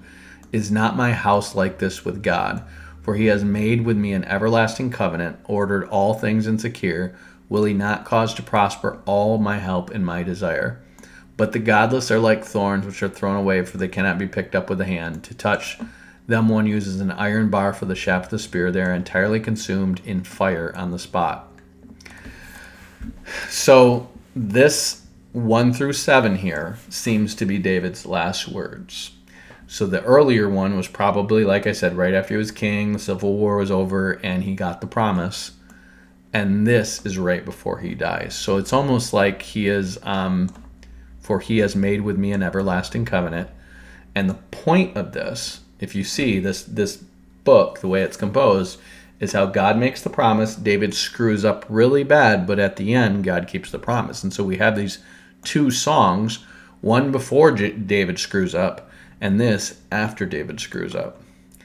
And the point is God has made a promise. Will he not prosper to my help and my desire? So he's understanding this could be a change in David, because he's kind of attributing his blessings to his righteousness earlier. Now he's attributing it to the promise, it seems. So these are the names of the warriors that David had. Joshabashathabath the Tachenomonite. He was chief of the 3. He wielded the spear against 800 whom he killed at one time. Just next to him was among the three warriors was Eleazar the son of Dodo, the son of Ahohai. He was with David when they defied the Philistines who were gathered there for battle, and the Israelites withdrew. But he stood his ground. He struck down the Philistine until his arm grew weary, though his hand clung to the sword. The Lord brought about a great victory that day, and the people came back to him, but only to strip the dead. So apparently everybody bailed but this guy, and he just fought by himself. Next to him was Shammah, the son of Agi the Hararite. The Philistines gathered at Lehi, where there was a plot of ground full of lentils, and the army fled from the Philistines. But he took his stand in the middle of the plot and defended it and killed Philistines, and the Lord brought about the great victory. Towards the beginning of the harvest, 3 of 30 chiefs went down to join David at the cave of Adullam, while the band of Philistines was encamped in the valley of Rephaim. David was then in the stronghold, and the garrison of the Philistines was at Bethlehem. David said longingly, "Oh, that someone would give me water to drink from the well of Bethlehem that is by the gate." So this is apparently when David's fighting to remember the Philistines had kind of reconquered Israel from Saul, and they apparently have a garrison at Bethlehem, which is where David's from, and David is now refighting back to reclaim the land from Saul. Then the 3 warriors broke through the camp of the Philistines, drew water from the well of Bethlehem that was by the gate, and brought it to David. But he would not drink it. He poured it out to the Lord, for he said, "The Lord forbid that I should do it. Can I drink the blood of these men who went at the risk of their lives?" Therefore he would not drink it. These 3 warriors did these things. So these are the warriors 3. Okay, you have Thor and his warriors 3. These are David and his warriors 3. And then you have Abishai, the son of Zeruiah. Remember, he's over the Cherethites and the Pelethites. The brother of Job, he was chief of the 30. With his spear, he fought against 300 men and killed them, and won a name beside the 3. So the warriors 3, and he is Lady Sif. He was the most renowned of the 30, and he became their commander, but he did not attain to the 3. So apparently these 3... In order to attain to the 3, you have to go get David water from Bethlehem and fight a whole army by yourself. Benaiah didn't do all of that. This guy killed 800 guys by himself. This guy fought by himself. This other guy fought by himself. Like when everyone flees and you fight and you kill everybody by yourself, that's when you win. So he wasn't as BA as these guys, but he was all right. He said he was a valiant warrior from Kabzeel, a doer of great deeds. He struck down 2 sons of Ariel of Moab. He went and killed a lion in a pit on a day when snow had fallen. You're going to get different interpretations of this. You're going to have killed 2 sons in the Ariel of Moab. You're going to have killed 2 lion-like men of Moab. He also went down and slew a lion in the midst of the pit. So apparently he's killed a lion. It shouldn't be like unheard of that someone's killed a lion if David's done it. but he killed two men of apparently powerful men of Moab. He made an attack on an Egyptian, a tall man. The Egyptian had a spear in his hand, but he went down with him with a stick, and pulling the spear out of the hand of the Egyptian, he put him to death with that same spear. These are the acts of Benaiah, the son of Jehoiada, who had a great name among the 30 men of the war. So apparently he was brave. This guy, I think, also kills one of the giants, so that's awesome. He was honored over the rest of the 30, but was not equal to the first three. David put him over the fighting men who kept him safe. So remember, one of the troops of, I think it's the Pelethites, means like the deliverers. And so this would be David's royal guard. That's who Benaiah is over. And the other guys are like his elite troops, whatever you want to call them. Asahel, the brother of Joab, was one of the 30. Elhanan, the son of Dodai of Bethlehem. Shammah of Haradite, Elikiah the Haradite, Heliz the Parite, Ira the son of Ikesh the Tekoite, Abiezer the son of Anathothite, Sibbecai the son of Hushathite, Zalman the Ahohite, Maari the Netophathite, Heldai the son of Bani the Netophathite, Ittai the son of Ribai of Gibeah of the children of Benjamin, Benaiah the Parathite, Hidiah of the valley of Gash, Abiel the Arbathite, Asmath the Bahurim, Eliabah the Shelbanite, Gashan the Gunite, Jonathan the son of Shemaiah the Harite, Aiam the son of Sharar the Hararite, Eliphalet the son of Abishai the Makathite, Eliam the son of Ahithophel the Githanite. So both Bathsheba's husband, who David gets killed, and her dad are among David's top 30 best warriors. Hezrai the Carmelite, Perai the Archite, Agal the son of Nathan of Zobah, the Bani the Gadite, Zalek the Ammonite, Nehariah the Berothite, who had the care of the arms of Joab, son of Zariah, Ira the Ithrite, Gareb the Ithrite, and Uriah the Hittite, 37 in number. So I don't know why he calls them over the 30, but there's 37 total apparently. These were David's main dudes, his elite troops. So you can tell these are two different records. Why is it recording these guys right here? I don't know, because it records some of these guys earlier and what they do. Chronicles is going to iron all this out and just have one record, and it's going to have a lot more details on them. We're going to do all that separately because it's not adding to the narrative and the storyline and what the prophets are trying to convey. But they probably want you to see that Uriah the Hittite is one of David's mighty men. So David screws up bad with him. Again, the wrath of the Lord was burning against Israel, and moving David against them, he said, "Go take number of Israel and Judah." Now, this is going to be a thing that people are going to take issue with, because in First Chronicles it says, "Now Satan, designing evil against Israel, put into David's mind the impulse to take number of the children of Israel." It says Satan did that. Then Satan stood up against Israel and moved David to number Israel. Then Satan stood up against Israel and provoked David to number Israel. But when you go to 2 Samuel, it says, "And again the anger of the Lord was kindled against Israel, and he moved David against them to say, number Israel and Judah."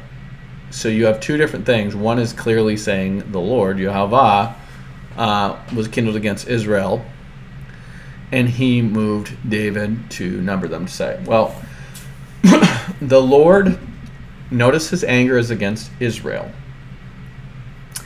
not against David. This is what it's saying here. Now, this is a prophet speaking. Chronicles is a record from a priest. This is a record from a prophet. He is saying the Lord, his anger is kindled against Israel. So this may be the Lord literally wanting to get rid of some people. Could be. Remember, he's got a lot of rebellious people in the kingdom. That could be the reason. This could be the Lord, David ticking off the Lord, or something David's still done wrong, and he allows Satan to put David to the test by doing this thing. It doesn't really make clear what is going on here. Why is the Lord doing this? Why is David doing this? Why is the Lord so mad at this? You have to just kind of guess with your intuition and Maybe the Holy Spirit's going to lead you to the answer, but I've never had a crystal clear answer, so I'll give you my best speculation. It seems like the Lord has a general anger against Israel. Remember, they're rebelling against King David. They've been back and forth with Absalom. There's still probably many rebels among them, and God is just not happy with Israel in general. In that context, he allows Satan to move David to do something which is going to result in their punishment, but it's also David that's sinning when he's doing it. So the thing that David is doing is wrong, and what he's going to do, he's not just numbering Israel and Judah, he's numbering how many troops Israel has and how many troops Judah has. Remember, he just recovered the kingdom from 2 civil wars. Okay, from a coup and then from a potential civil war. And what David seems to be doing is counting up the troops of Israel and Judah to see if he could subdue Israel by force. That seems to be what's happening. And God does not like that. That's what Satan is moving him to do.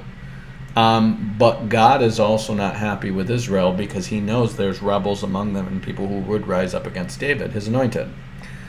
So it seems like David's doing something that is sin. God's allowing it to happen, but he's going to use this lesson to teach an idea about federal headship. That's a lot. That's complicated. I don't expect everybody to agree. I'm just giving you my thoughts. Okay? So for the king said to Job, the captain of the host, which was with him, go now through all the tribes of Israel from Dan to Beersheba and number all the people, that I may know the number of the people. And Job said unto the king, now the Lord thy God add to the people how many soever they be, 100-fold, and that the eyes of the Lord my king may see it. But why does my lord the king delight in this thing? Now it could just be pride. It could literally just be like, now go do a census and just count how many people are under my dominion. Could be just pride, because notice he's saying, why does my lord the king delight in this thing?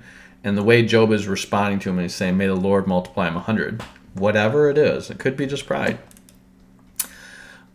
It's going to result in a bunch of people getting killed. Notwithstanding, the king's word prevailed against Job and against the captains of the host, and Job and the captain of the host went out from the presence of the king and numbered the people of Israel. And they passed over the Jordan and pitched in Aurora on the right side of the city that lies in the midst of the river of Gad towards Jazer. And they came to Gilead in the land of Tamashodi, and they came to Dan-Jan and about to Zidon, and came to the stronghold of Tyre and to the cities of the Hivites and the Canaanites, and they went out to the south of Judah, even to Beersheba. So when they had gone through all the land, they came to Judah in the end of 9 months and 29 days, and Job gave the sum of the number of the people to the king. And there were in Israel around 800,000 valiant men that drew the sword, and the men of Judah were 500,000 men. So this is why it seems like he is numbering Israel and Judah to see if Judah could take Israel. That's what it seems like. And David's heart smote him after he numbered the people. Now, the only other time David's heart smites him like this is when he cuts Saul's garment. And what are the people moving on him to do then? Fight Saul and take Israel by force. So it seems like there's a relationship between the two. And the thing that goes on here, which I think is opposite of David's general character overall, is these 2 times his heart is smote, is the idea of him taking matters into his own hands to secure what God has promised him. That seems to be the case. So this is a common thing Satan is going to do to all of us. God makes promises to you. And Satan's going to say, you know how you can go fulfill God's promise to you? Oh, by doing some sin. That will help God fulfill your promise.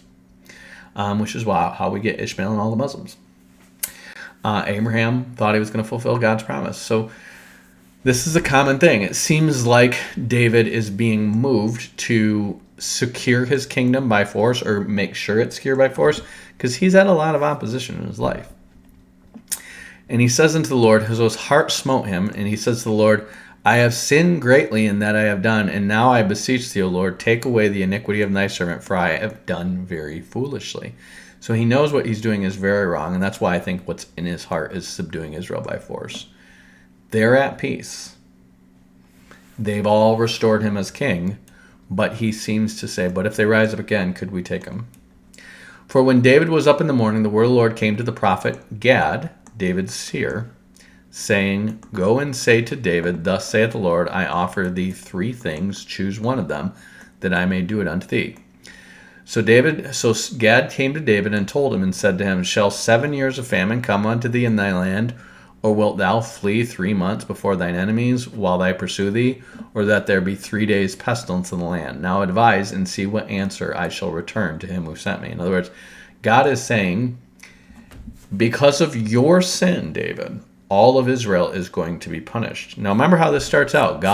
His anger was kindled against Israel. And it says he moved David, and we would assume through the agency of Satan, to go and number Israel and Judah. This could all be God for knowing all the hearts of the people in Israel who want to rise up against their king. This could be why God allows this.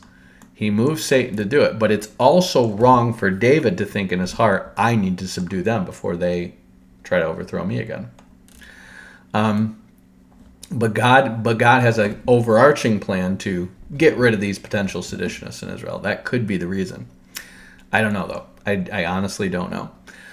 So anyways, David was up in the morning. The word of the Lord comes to him, and he has a choice. Do you want 7 years of famine, 3 months of getting your butts kicked before your enemies, or 3 days pestilence?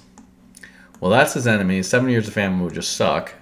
So David said to Gad, I am in a great strait. Let us now fall into the hands of the Lord, for his mercies are great, and let me not fall into the hand of man. So it's like, give it to me now. Give it to me by the hand of the Lord. So the Lord sent a pestilence upon Israel from the morning, evening to the time appointed. So 3 days pestilence.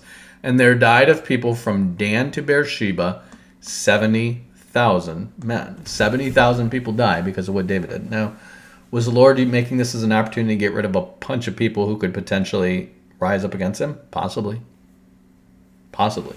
Or just for good measure, making sure they fear the Lord. But they're dying for David's sin. So you want to understand, David just does a benign thing, numbering his people, and 70,000 people die for his sin.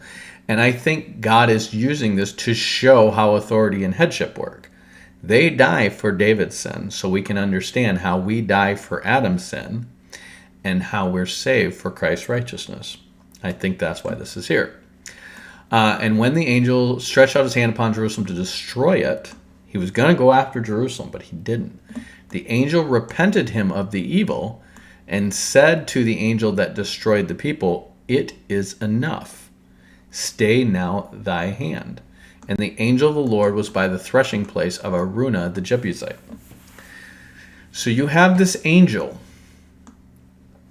that is about to destroy Jerusalem, and this other angel, and I don't know which one of them is the angel of the Lord, so I would assume that's a pre-incarnate Christ. Another one's the destroyer, it looks like, because he's destroying. And I don't know which one is which, but he apparently is like, pause this killing. And David spake to the Lord when he saw the angel that smote the people, and said, Lo, I have sinned, I have done wickedly, but these sheep, what have they done? Let thine hand, I pray thee, be against me and against my father's house. Can't, David. We have a promise that Christ is going to come through you. We can't kill you for your sin. We have to kill them for your sin. And Gad came that day to David and said, Go up, rear an altar unto the Lord in the threshing floor of Araunah the Jebusite. And David, according to the saying of the Lord, went up as the Lord commanded. And Araunah looked and saw the king and his servants coming towards him. And Araunah went out and bowed himself before the king and his face to the ground. And Araunah said, Wherefore is my lord the king come to his servant? And David said, To buy the threshing floor of thee, and build an altar unto the Lord, that the plague may be stayed from the people. And Araunah said to David, Let my lord the king take and offer up what seems good to him. Behold, here are oxen for the burnt sacrifice, the threshing instrument, and other instruments for the oxen for wood. Now all these things Araunah, as the king, give to the king. And Araunah said to the king, The Lord thy God accept thee. And the king said to Araunah, Nay, but I will surely buy it from thee for a price. Neither will I offer burnt offerings to the Lord my God of that which cost me nothing. So David bought the threshing floor and the oxen for 50 shekels of silver. This is going to be where the temple's ultimately going to go. And David built there an altar to the Lord and offered burnt offerings and peace offerings. So the Lord was entreated for the land, and the plague was stayed from Israel. So they die for his sins, but then he entreats the Lord on behalf of them, and the plague stops. What is this all about? I probably won't know 100% until Jesus explains it to me, but it seems like he is demonstrating for him how federal headship works. He is the king. He is their head. He is the ruler of the priesthood of the nation of priests. So he seems to be in a Christ-like role here, and because he sins, they all suffer. Because he tries to do his own will and take matters in his own hands rather than trusting God, they all suffer. It's kind of like Adam saying, I want to be wise, and that will be good, and there you go. That is how Samuel ends. Remember, this is Gad the seer, okay? It ends. This is why this is a mixture of Gad the seer and Nathan. That's not a great ending point in jumping into 1 Kings. You just have this sudden ending. Remember, you already read his last words, and now he's old and stricken in years. I don't know why this is like this. I just know that they have two different authors who are writing this, and whoever decided to compile this and put it together the way they did, and rather than trying to put this in a clearer there's obviously things that they were trying to communicate thematically, having to do with the order they put them in. I just don't fully understand it, and this transition is kind of weird, but I'm going to leave this part for basically the transition from David to Solomon, because this Abishag is a part of that. So that's why they put this here, because it's really about Solomon, but Solomon secures his reign and kills his brother when he tries to get this Abishag. So we'll do that next time. And we'll probably cover all of Solomon's reign, because Solomon's reign is 10 chapters, I think. It's not that long. There's more about it. 11 chapters, I'm sorry. So Solomon's reign is 11 chapters. There's so much more about David than there is about anyone else. There's quite a bit about Solomon, and obviously we have the Proverbs and Ecclesiastes and stuff like this, and maybe we'll go and read all the Proverbs when we do Ecclesiastes and Song of Solomon and when we do Solomon. Maybe I'll break away and do that. Actually, I think I will. And then we'll get into the Kings and reading the prophets as we go along. But probably in this next one, I'm going to do Solomon, and then I'm going to do all of Proverbs. I know it's going to go really fast though. I can read through Proverbs in like 2 or 3 settings now, because it's just, you have a bunch of Proverbs that are just Proverbs, and then you have a bunch of stuff that's thematic, and that is telling a story. So, and then Ecclesiastes and Song of Solomon. Ecclesiastes is actually used to be like my favorite book of the Bible. So that's that. David has made it through his trials, if you will, his failings, and the kingdom is still intact. It's still in his hands, and his seed is going to take the kingdom after him. Because his seed is going to take the kingdom after him after he dies, he is going to assume that the seed promise is about Solomon, and it's not. Because Solomon does build a house, but it's not primarily about Solomon. It is about Jesus. So you're going to watch that in the way he communicates it, both in Chronicles and Kings. But there's a bigger picture that God has in mind. Remember, these prophets don't always know what the prophecies mean. The New Testament tells you that. So don't assume just because they think that in the thing that therefore it must be. Don't assume that. Okay? So anyways, I hope you guys are blessed by that. We're going to transition on David in the next one, and I hope you guys have a great rest of the week. Batman out. Peace. Peace, I'm out. I'm Batman.